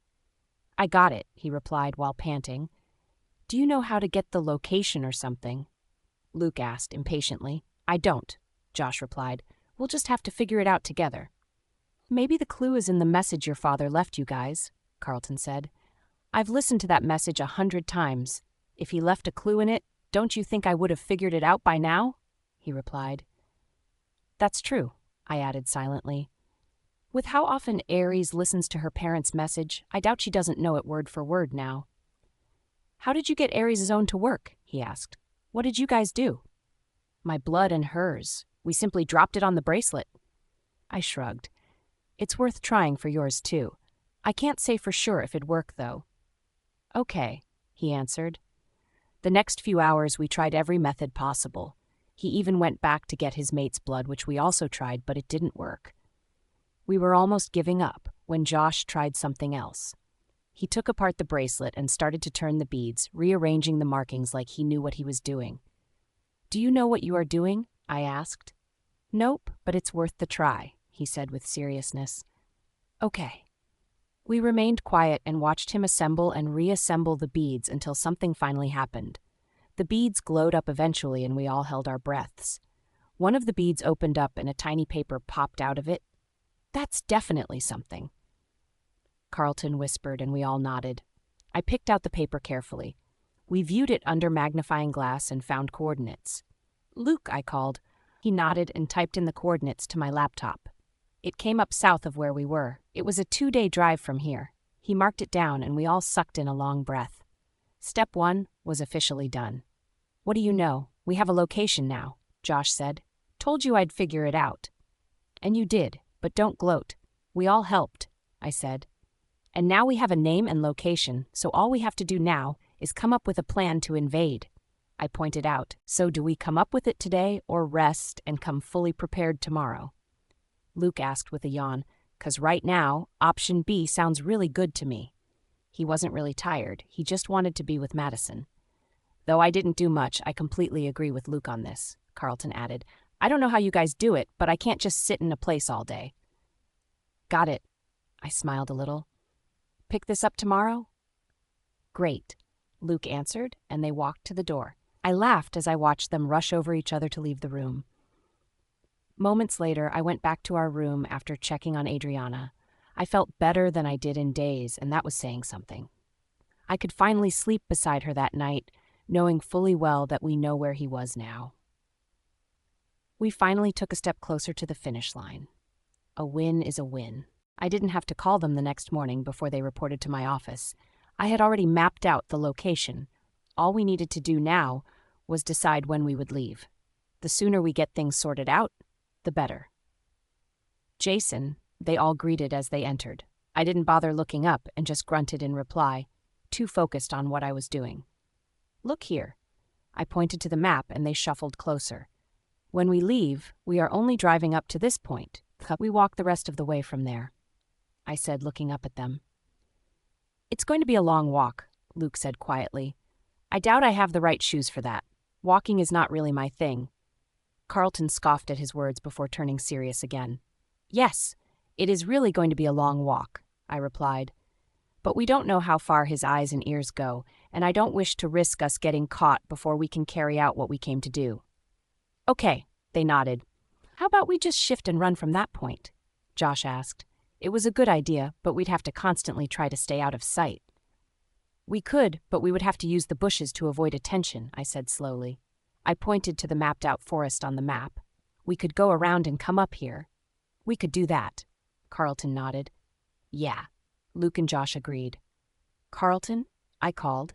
He looked up at me, ready to follow whatever I'd say next. That was what made me appoint him as head of security. I just need 6 guys to go with us. 6 guys you trust and can hold their own. 10 is good enough to be stealthy and draw less attention. When do we leave? Josh asked. In 2 days, I answered. They looked up at that. It was both too close and also too far. That's fine, but we don't have a map of the castle or how we infiltrate the damn place, Luke pointed out. I pondered for a minute before turning to Josh. And I doubt we can just walk in through the front door. Do you still remember the entrance your dad dropped you and Aries off when you were little? I turned to Josh. Vaguely, he answered. Disappointment started coating my face until he said his next words. I should know where it is if I'm in the area. I'm sure I'll definitely remember. I take it. Any spark of hope is welcomed at this point. Okay, I will come with you, I informed him. Carlton, get me the list of the 6 people coming with us by the end of the day. He nodded in reply. We made a few more preparations before I dismissed them. I worked on signing a few more documents that Cole sent over and the PAX documents. Though my body was physically present, my mind was absent. I could barely read the words on the paper anymore. My head was consumed with thoughts of who we were about to face. Time flew by, and soon it was evening. I rubbed the bridge between my eyes every few minutes. The knock on my door makes me look up eventually after a few hours. I could tell it was Carlton behind the door. "Come in," I called. "Hey, man." He nodded respectfully at me before handing over a paper full of names. "These are the people I picked. You can check them out and make the final decisions yourself," he said. I nodded, and he left. There were 12 names on the list, 3 of which fought with us when we went up against Maverick. But there was one I was surprised to see. Mason. He was taken the same time Aries was. Aries told me about how he tried to keep her safe even while they were locked together. They gave each other hope and company. It's weird he'd still want to be involved with any conflict. I know he's been training with Carlton daily, but that doesn't guarantee he won't freeze up on the battlefield. Scares like that don't just heal. I ended up picking 7 names. 3 of those who fought with us and another 3 that I have seen training. Then Mason. If any of the other 6 say they aren't interested, then he'd fill in for them. I didn't leave the office until I was sure I had done 1 week worth of work in 1 day. Now all I had to do was to convince Aries that I wouldn't be putting myself in danger by going after Damon. "Hey, baby girl," I kissed my daughter's head softly. She was with a few kids in the pack's living room watching cartoons. Not to be biased, but she shined the brightest. "Hi, Daddy," she offered me a smile that melted my heart. "Having fun?" I asked. It's been a while since we watched anything together. I've been too busy and haven't spent enough time with her. "Yeah," she whispered, while swinging her legs. "All right." I kissed her head and left the room. I followed Aries' scent to our room to find her napping. I slid in behind her and napped until she woke up and turned in my arm. That was when I woke up too. Plus, I could feel her eyes raking my body. I didn't mind it one bit. "Hi, beautiful," I said groggily, and she smiled at me before leaning in to kiss me. "Hi," she replied after pulling apart. "When did you get in?" "A while ago. I didn't want to wake you up," I answered. "You looked so beautiful sleeping." She sent a shy smile my way, and I did what was on my mind, but I pulled her in and kissed her to oblivion. "We got the location," I said, destroying our little moment of peace. It was a necessary evil, but evil nonetheless. "How?" she asked. "Josh," I said slowly. "He figured it out." She had a look of proudness on her face when I said that. "So we can avoid him. Good," she said in relief and held my hands. "Baby, I don't plan on avoiding him," I said slowly. "I plan on getting to him before he gets to us. That's absolutely not safe." She raised her voice in protest. "I promise it will be," I said slowly in an effort to calm her down. "Besides, I won't be going alone. I will be going with Josh and the others. I won't be alone, and I promise we will be safe," I explained. "Jason?" she sighed. "It's bad enough I'm the cause of all our problems, but I can't ask you all to walk into something that is potentially dangerous to all of you. It would be selfish of me. Trust me, beautiful, we will be safe. We promise to watch each other's backs." I smiled. "Fine," she sighed, giving in. "When do you guys plan to leave?" "In 2 days," I said slowly, which meant I had less than 48 hours to spend with her. 2 days? Aries is Pav. There was no way I was letting him leave this pack in 2 days to face Damon. I mean, the guy practically killed my father and my mother without blinking. He also killed Josh's father. He is dangerous even without having any power. "Jason, no way," I said immediately. I put distance between us and gave him a look that spelled I wasn't on board with this plan. "Baby, calm down," he said gently, reaching his hands in my direction. "Don't tell me to calm down," I said angrily. "If I told you I was going to confront Maverick before he died, would you have let me?" I knew it was uncalled for, but I had to ask. "No, you know that's different," he sighed. "I have to do this, okay?"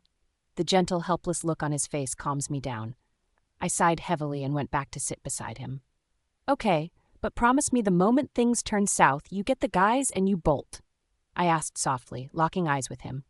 "I promise," he replied softly. "Can you come here now?" He stretched his hand and I walked right into them. "I haven't held you all day. I need to recharge my energy." "I'm just worried about you, okay?" I said into his neck. "I get to do that." You have every right to do that, and I'm glad you are worried about me. He kissed my cheeks. I love that you are worried about me. It's hot, actually. Jason, I sighed with a smile. I'm serious. I know, beautiful, he replied.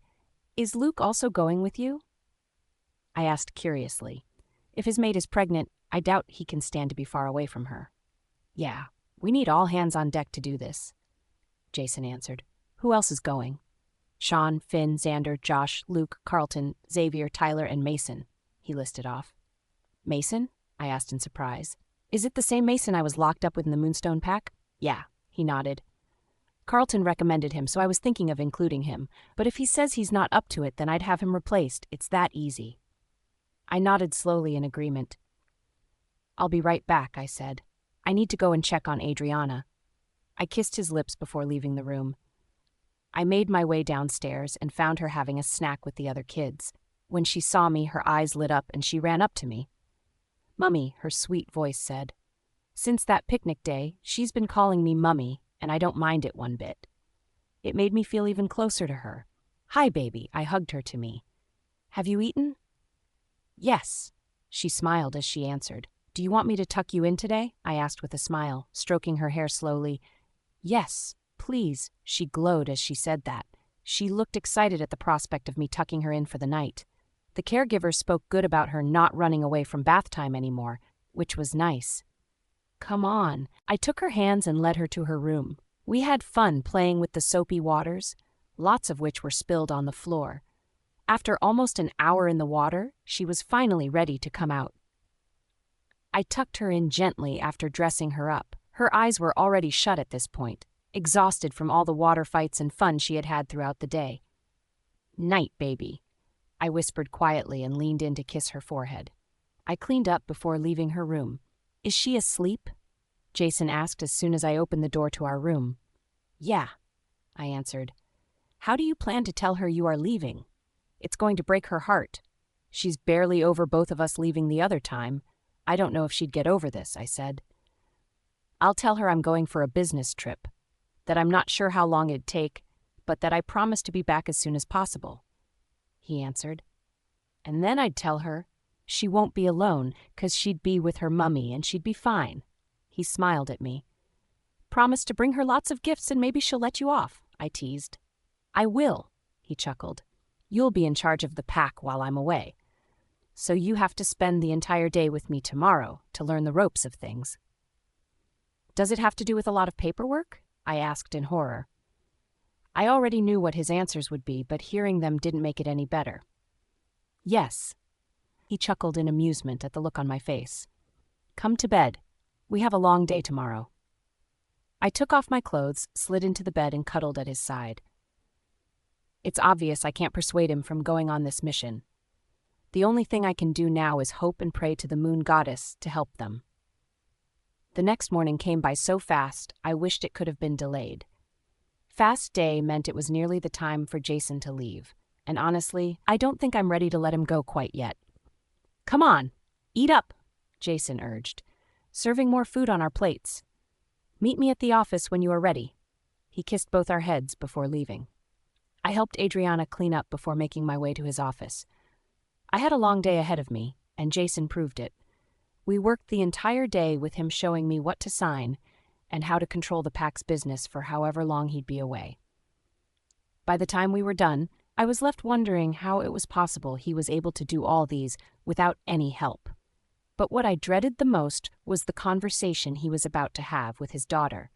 It was late by the time we were done, so we just made our way to her room, where she was getting tucked in. We waited until the caregiver left before we spoke. Hi, Bean, he said softly. Hi, Daddy, hi, Mummy, she said softly. I waved to her on the side. I wanted to tell you that I'll be going away for a while, he said softly. It's a business trip. Like Uncle Cole? Yes, honey, he stroked her hair. I don't know how long I'll be gone, but I promise to bring you gifts, so just be good and take care of Aries. She nodded. You can even sleep in our room once I'm gone, Jason added. She nodded her head rapidly and smiled. All right, good night, Bean. Good night, she replied. We spent the night quietly. All I could think about was that he was leaving the next day. When morning came, I walked him out to the car along with Madison and Haley and the others that had their mates. Be safe. I whispered against his lips and he nodded. Don't do anything reckless. I won't. South of Crescent Pack, back at the castle, Damon could be seen pacing the floors impatiently, like he was waiting for some kind of news. Which he was. It's been almost an entire month now since his scouts have been stalking the pack they found her. But so far, the spell the moon goddess did to hide them doesn't seem to have a loophole or an expiration date. And he was getting frustrated, waiting. The elders didn't make it easier by sending him warnings every 2 days. He was beginning to think ripping out their tongues would spare him from their constant warning. The door was pushed open, and he looked up at Hale with so many questions written on his face. "Tell me you have some news," he asked. "Any news?" "No, I'm afraid not." Hale sighed. "It's like they don't want to be found. They are covering their tracks well. Almost too well, if you ask me, but the scouts have confirmed that there's nothing new to report." "A bunch of them, all useless." Damon said in rage. "Have Jocelyn join them there. If she doesn't come back with something useful in a week, dispose of them all. I don't need useless people in my pack." "That's a bit harsh, but okay," Hale said. "There's nothing harsh about that. If I go myself, I will rip out their spines and beat them to death with it." Damon replied. "Sending you is me being kind. I know you'll give them a merciful death." Hale shook his head, trying to hide his laughter. "Got it," he finally replied. He left to go attend to some business and mind-link Jocelyn about what she had to do. When he was done with his duties, he made his way back to the throne room. "You came back earlier than I expected," Damon said without looking up. "Yeah," he replied. "Damon, I have a question for you. Why are we still here?" "What do you mean?" Damon asked in confusion. "Why are we still here as in the castle? Or why are we still here as in alive?" he asked. "Why are we still here as in the castle?" Hale clarified slowly. "Most of the packs only know about the old king and queen's death, but we never really mentioned that we had taken over. Do you realize the only people who visit here are the neighboring packs, and that is because they are trying to get on your good side?"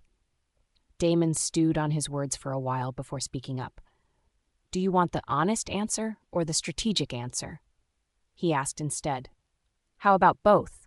The honest answer is because I can't return to our old pack and our old house. The memories I have of Caitlin and I would consume me." He smiled sadly.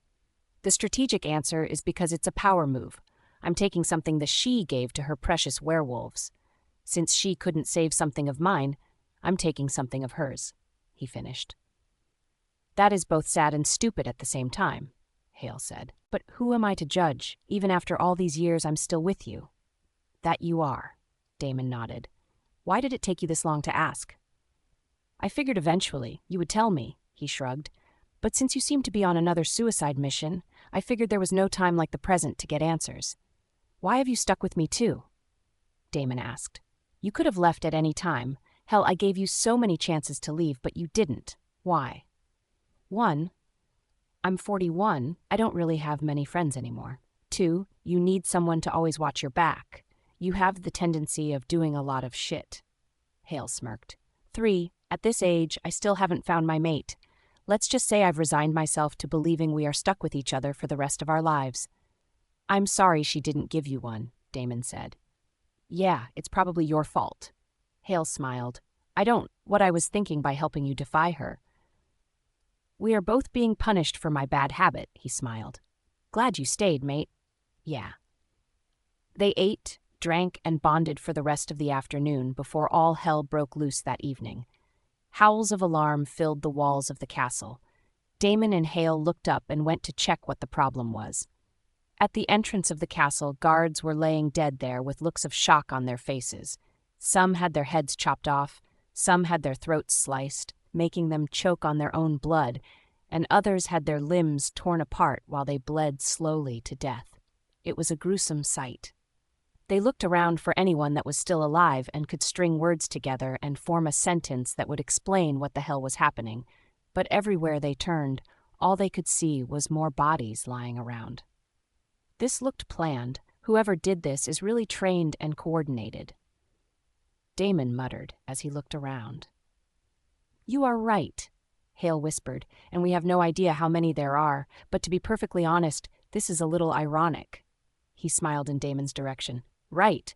Dying in the same castle we took over, Damon replied back with a smile. That ought to make the perfect joke in the afterlife. Hale nodded. Dungeons, Hale said, looking over at Damon. Maybe they saw something. You go check it out, Damon replied. Let me look around. He made a move to split ways when Hale stopped him. In case we don't make it out alive, he said slowly. It's been a fun ride, brother, and I wouldn't have had it any other way. It has, Damon said, pulling Hale into a tight hug. I will make sure we get out of this alive, I promise. They went separate ways right after. Hale made his way down to the dungeon, while Damon followed the sound of footsteps to the other side of the castle, where they were both met with people that seemed to already be waiting for them. Hale was still questioning the people at the dungeon about what they saw when Josh's father spoke up. Everyone shrunk back into their cages in fright. Perhaps you have finally angered the moon goddess into taking actions against you, he rasped. I hope she comes by herself then, Hale answered. Damon has lots of scores to settle with her. He looked at me with contempt, wondering how I could bear to insult the moon goddess.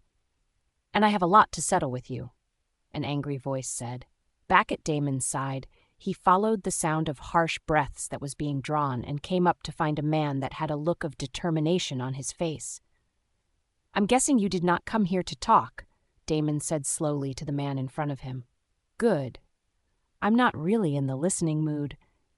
He stalked towards the man with his fist raised in the air, ready to get a hit in Jason's pav. We've been driving for the last 6 hours non-stop. We took only 2 cars, the least conspicuous vehicles in the pack. After what felt like hours being cramped up in the car, we finally stopped for a break. After much contemplation, he decided to go with Mason. He convinced me he was ready and that he wouldn't freeze up.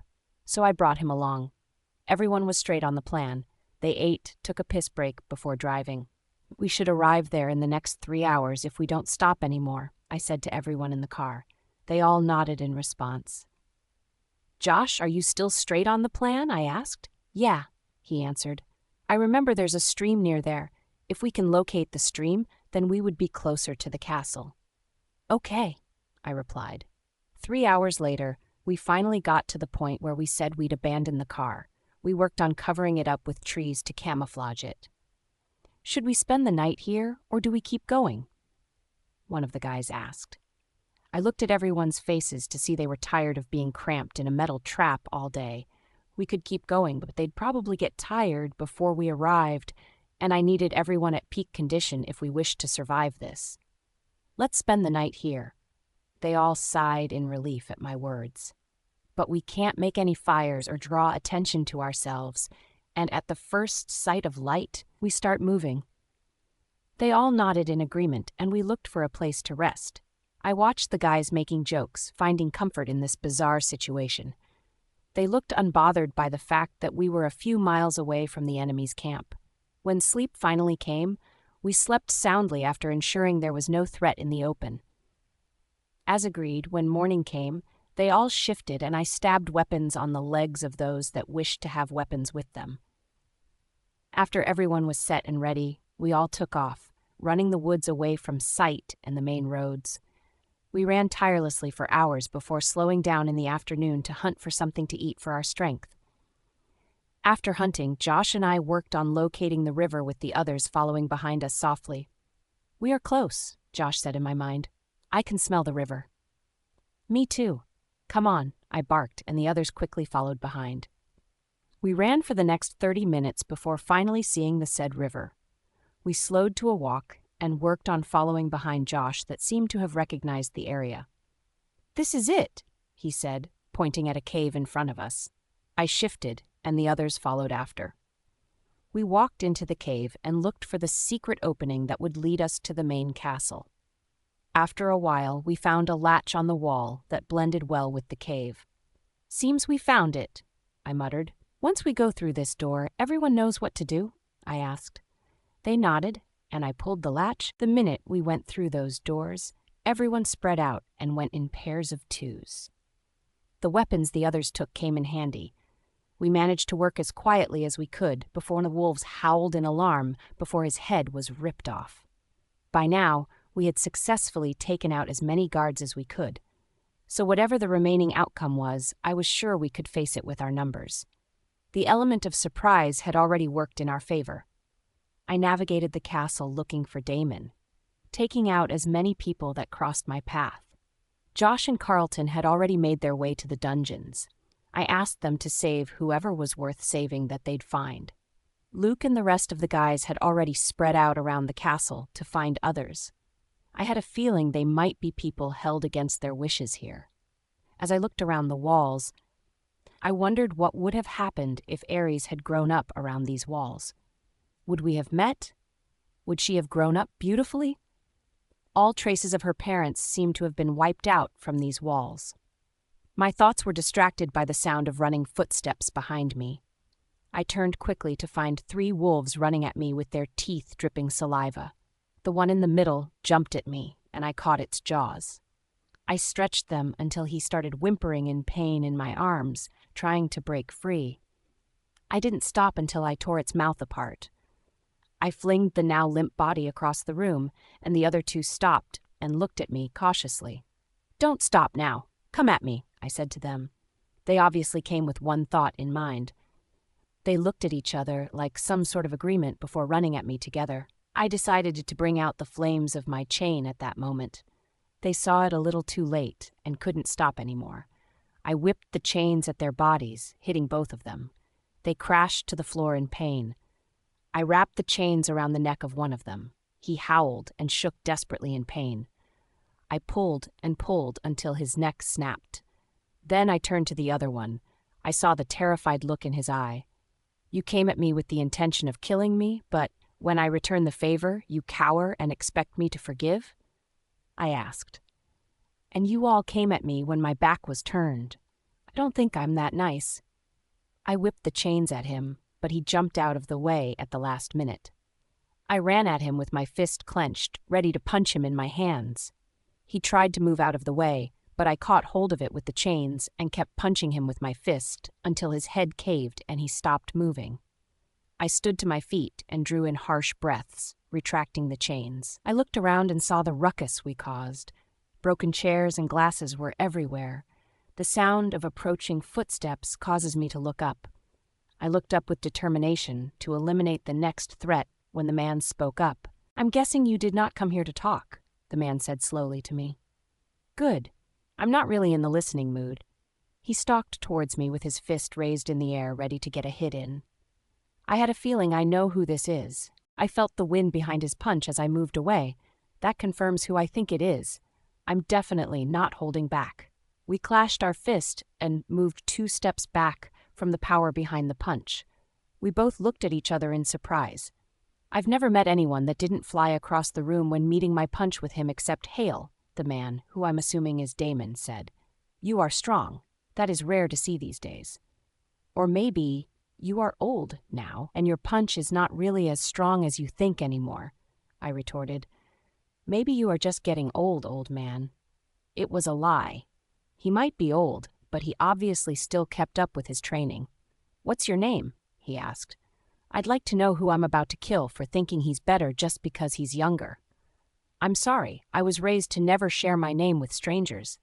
Jason shrugged. "Then I better do you the courtesy of telling you in whose hands your life will end." The man smiled, unbothered by my blatant disrespect. "Name's Damon, remember. They might ask you who killed you in the afterlife." "Good, I was right. The monster I've been looking for. He found me himself." He picked up one of the weapons in the room and headed towards me. I did the same, and our swords danced as we moved. We fought from room to room, attacking and evading each other's attack. We had no idea when we arrived outside the castle. We both breathed hard, studying each other from the side of our eyes. I didn't think he'd have stamina that would last him this long. "Who sent you?" Damon asked. "No one," I answered. "I came here on my own. I promised my friend we would make it out of this alive, and I'm not one to break my promises," Damon said. He shifted into his massive gray wolf and looked at me feral. No time like the present to try something new. I muttered and tried coating the weapon in my hands with fire. I don't have the luxury of hesitating even for a second. One wrong move or 1 second of hesitation, and he'd chew my head off. I see the look of surprise and registration register on his as he sees what I did, but that doesn't deter him from moving towards me with one goal in mind. I found out soon enough how much more experienced he was. He successfully dodged each swing I did his way, while still trying to chomp at my legs. After a while, he threw the weapon I was using away and the fire died down. I stepped back and drew the protective circle of flames around me, which stopped him in his tracks. We both caught our breaths. He circles the circle looking for any sort of opening. I controlled the flames to flare up each time he tried to jump over it. He was getting frustrated. He shifted back and looked around before leaving. Seconds later, he came back with a stick that had its ends perfectly whittled and threw them at me. "You must be her mate," Damon said after watching me dodge the stick. "You people and your pesky powers. I killed 2 of your kind. I don't mind adding you to the list." He shifted again and jumped off the flames, even while they flared angrily.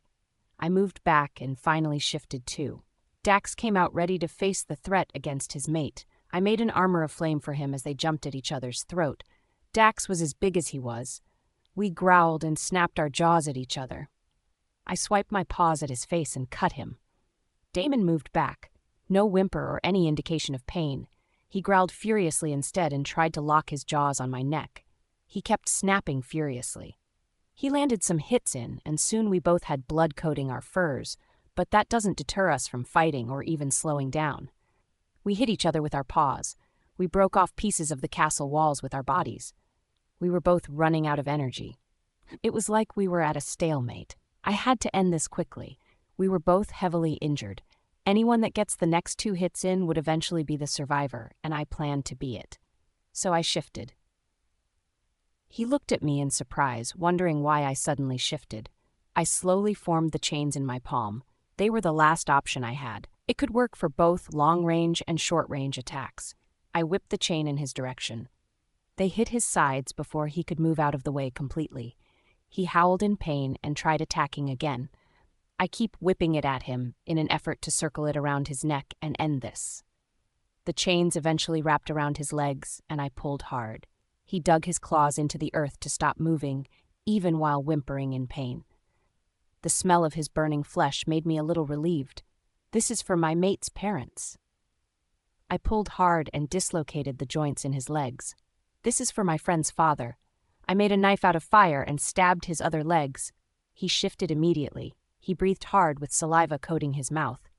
"And who is your friend?" he asked with difficulty. "I've killed a lot of people. You have to be specific," he said with a small smile.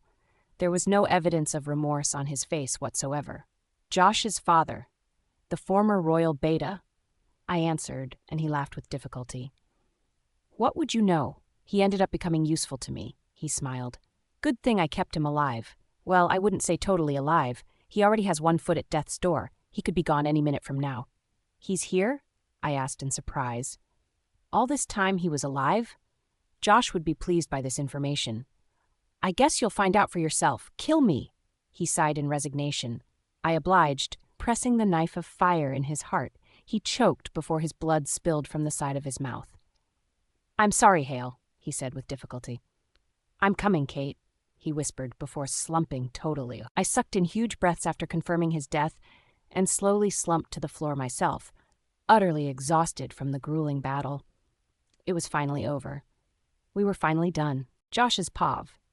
Carlton and I cleared as many people from our path as we headed deeper into the castle. Jason gave us instructions to save whoever was locked up, so we headed down to the dungeons to do just that. The minute we got closer, we heard a voice. Someone was demanding answers from the prisoners, but what stopped me in my tracks was the voice that eventually answered. A voice I've listened to so many times over the years that I'd recognize it even if it wasn't clear. The voice of my father that I thought was dead. "Perhaps you have finally angered the moon goddess into taking actions against you," my father rasped with difficulty. "I hope she comes by herself then," the other voice answered. "Damon has lots of scores to settle with her. Damon, the reason we came here, who also turned out to be the reason my father is chained up in a dungeon. And I have a lot to settle with you. I said angrily, making my presence known. The man looked up in surprise that we would show our faces. He was asking about us. Might as well show ourselves. Young pups nowadays, the man shook his head, always butting heads into adults' conversations. I've always known I lacked manners, Josh smirked in fake amusement. Carlton, get them out. I've got this one, he said, without looking away from the man in front of him. Kill him fast then so we can get out of here. Carlton answered before moving to release said prisoners. I nodded in reply. I like his confidence in me. He believes I'll win. We walked towards each other. I raised my fist and hit him with every strength I had. I heard his jaws dislocate. He simply put them back in place and smiled. Tsk, tsk, you are strong, the man said. I'll give you that. Now it's my turn. He hit me squarely in the face. I took a step back from the impact. His punch was twice as strong as Carlton's. I'm honestly excited. I wouldn't have to hold back. I wiped the blood off the side of my lips and returned the favor. We punched and hit each other for the next few minutes. After 1 hour, he shifted like it was unplanned, against his will. The next thing he did was release a howl of pain so mighty the iron doors of the dungeons rattled. This might be bad. I muttered and shifted too. Nothing worse than facing a grieving wolf. They are feral and usually lack all reasoning, whereas facing them as human would be a death sentence, a suicide mission. We growled at each other, circling ourselves. He went in for my neck and I circled out of his hold with difficulty. I nipped at his hind leg before he released me fully. We circled each other again before launching at each other.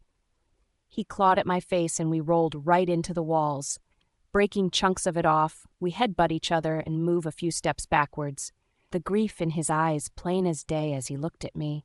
He snapped his jaws and went for my neck. I slapped my paws at him and flung him across the room. He landed against the walls before falling to the floor. He shifted back, cuts and bruises appearing on his body.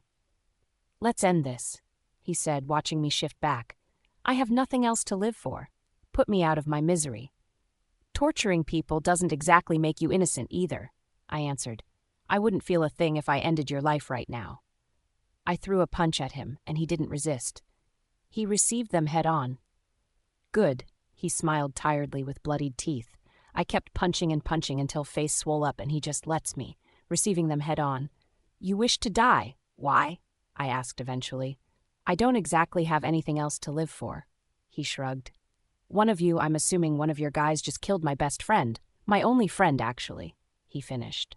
You are reacting this strongly to a friend. Is it a male or a female? I asked curiously. My best friend, my alpha, he said sentimentally. He's a guy. He might not be everyone's favorite, but he's mine. So, kill me and get this over with. I will, but I will make sure you die slowly, I said. You both made someone I never thought I'd see look dead rather than alive. A quick death would be too merciful for you. I pointed out. I elongated his claws and sliced his artery, letting him bleed out slowly. I laid him gently on the floor as his blood seeped from his hands to the floor and soaking his clothes. A short while later, he took his final breath. I sucked in a deep breath and moved my tired body back to the dungeons to find Carlton helping everyone out of their cells. I looked around for my father and found him sitting by the door tiredly. I walked shakily in his direction. He looked up at me and reached out his hands shakily to me as the look of recognition dawned on his face. Josh, he smiled sadly at me. I never thought I'd see you in this lifetime again. You recognize me?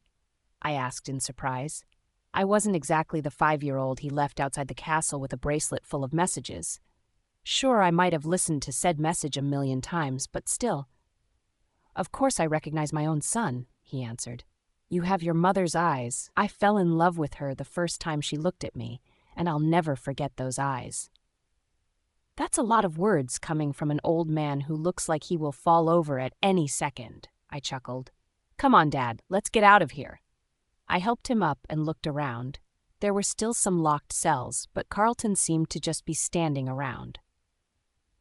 Carlton, what about the rest? I asked, pointing to the rest of the cells. They weren't exactly going to free themselves. Those ones were put in there by the late king. They've done some really terrible things, Dad pointed out. I asked to leave them there, life sentences and all. If Aries' parents put them there, then that's exactly where they'll stay. I shrugged. All right, ready to meet up with the others? I asked Carlton. Yeah, I'm glad this is over. Let's get out of here. Jason's pav. I didn't know which direction to head to that would have led me to Josh, so I can warn him about his father still being alive. I checked around and decided to trust that Josh would figure it out eventually. The more I looked at Damon's still body, the more I came to terms with the fact that it is all over. I can settle down and just be with my mate now. Have kids, grow old, and do everything we want. A few seconds later, Josh and the rest gathered outside. I could see the old man with Josh, which means he figured it out. Damon be damned. I was still too exhausted from fighting him, but I can't wait to leave this place. The walls scream about a lot of pain and sorrows. Is everyone here? I asked, looking around. I think so. Luke looked around before answering. I double-checked to confirm that they were all there before I gave the go-ahead to leave. All right, we are leaving now, I said. We started heading towards the gate again when a group of people ran out from wherever they were hiding towards us.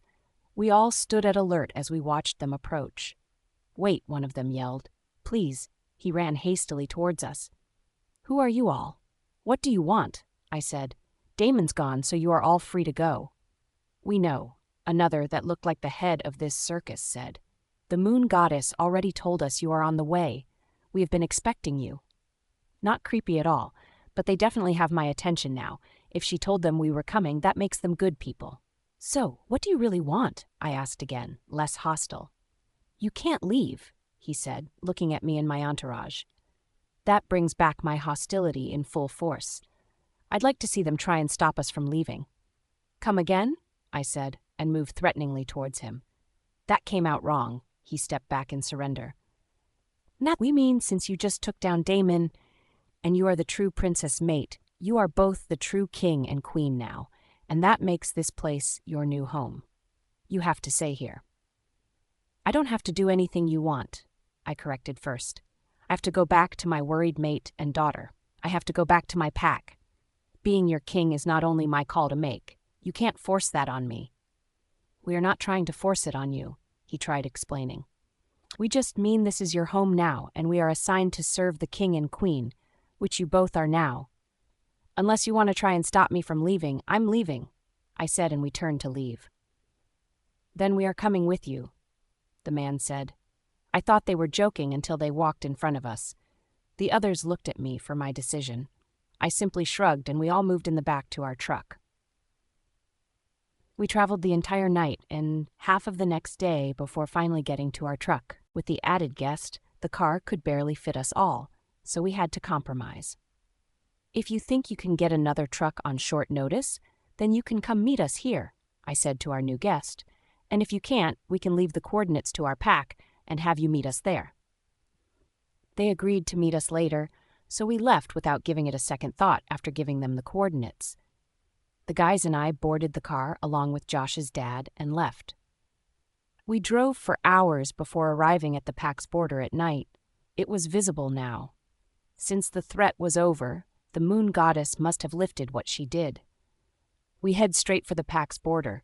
The minute they saw our car, they let us in. We drove straight to the pack house. The light was still on, which meant they were still people awake. You can all go and relax. If you feel you are not all healed up, then you can go to the pack clinic for treatments. I said to the guys, enjoy your night. I really do need to get a mate, or at least get laid. It's been a while, Carlton said. The guys laughed at him before heading off. Luke and I turned to the door and opened it. We can't wait to see the person we want the most and like fate could hear our prayers. There they were, sitting together in the sitting room, and my mate has never looked more beautiful. They looked up as soon as they sensed our presence. Hey, I whispered, looking at my girl. She was the only one I could see. Her eyes lit up as soon as she saw me. I spread my arms and she ran into them. I hugged her tightly to my chest and breathed in her scent, letting it consume all of my senses.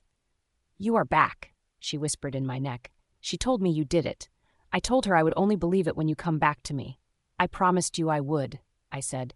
When have I ever broken my promise? I asked as we pulled apart. I parted the hair on her face before pulling her face to mine and kissing her. I poured all of my emotions into the kiss. You have no idea how much wanting to do that kept me going, I whispered against her lips. I missed you so much, baby. I pulled her impossibly closer as I said those words. I missed you too. You were gone for so long. I was worried, she said. I thought something bad had happened. I wasn't sure what I was going to tell Madison if everything went wrong. I was terrified, she whispered. You don't have to tell her anything because we already took care of our problem. We are totally in the clear now, I said to her. I promised to tell you the details of what happened, but we have to do something else first. I'm just glad you are okay.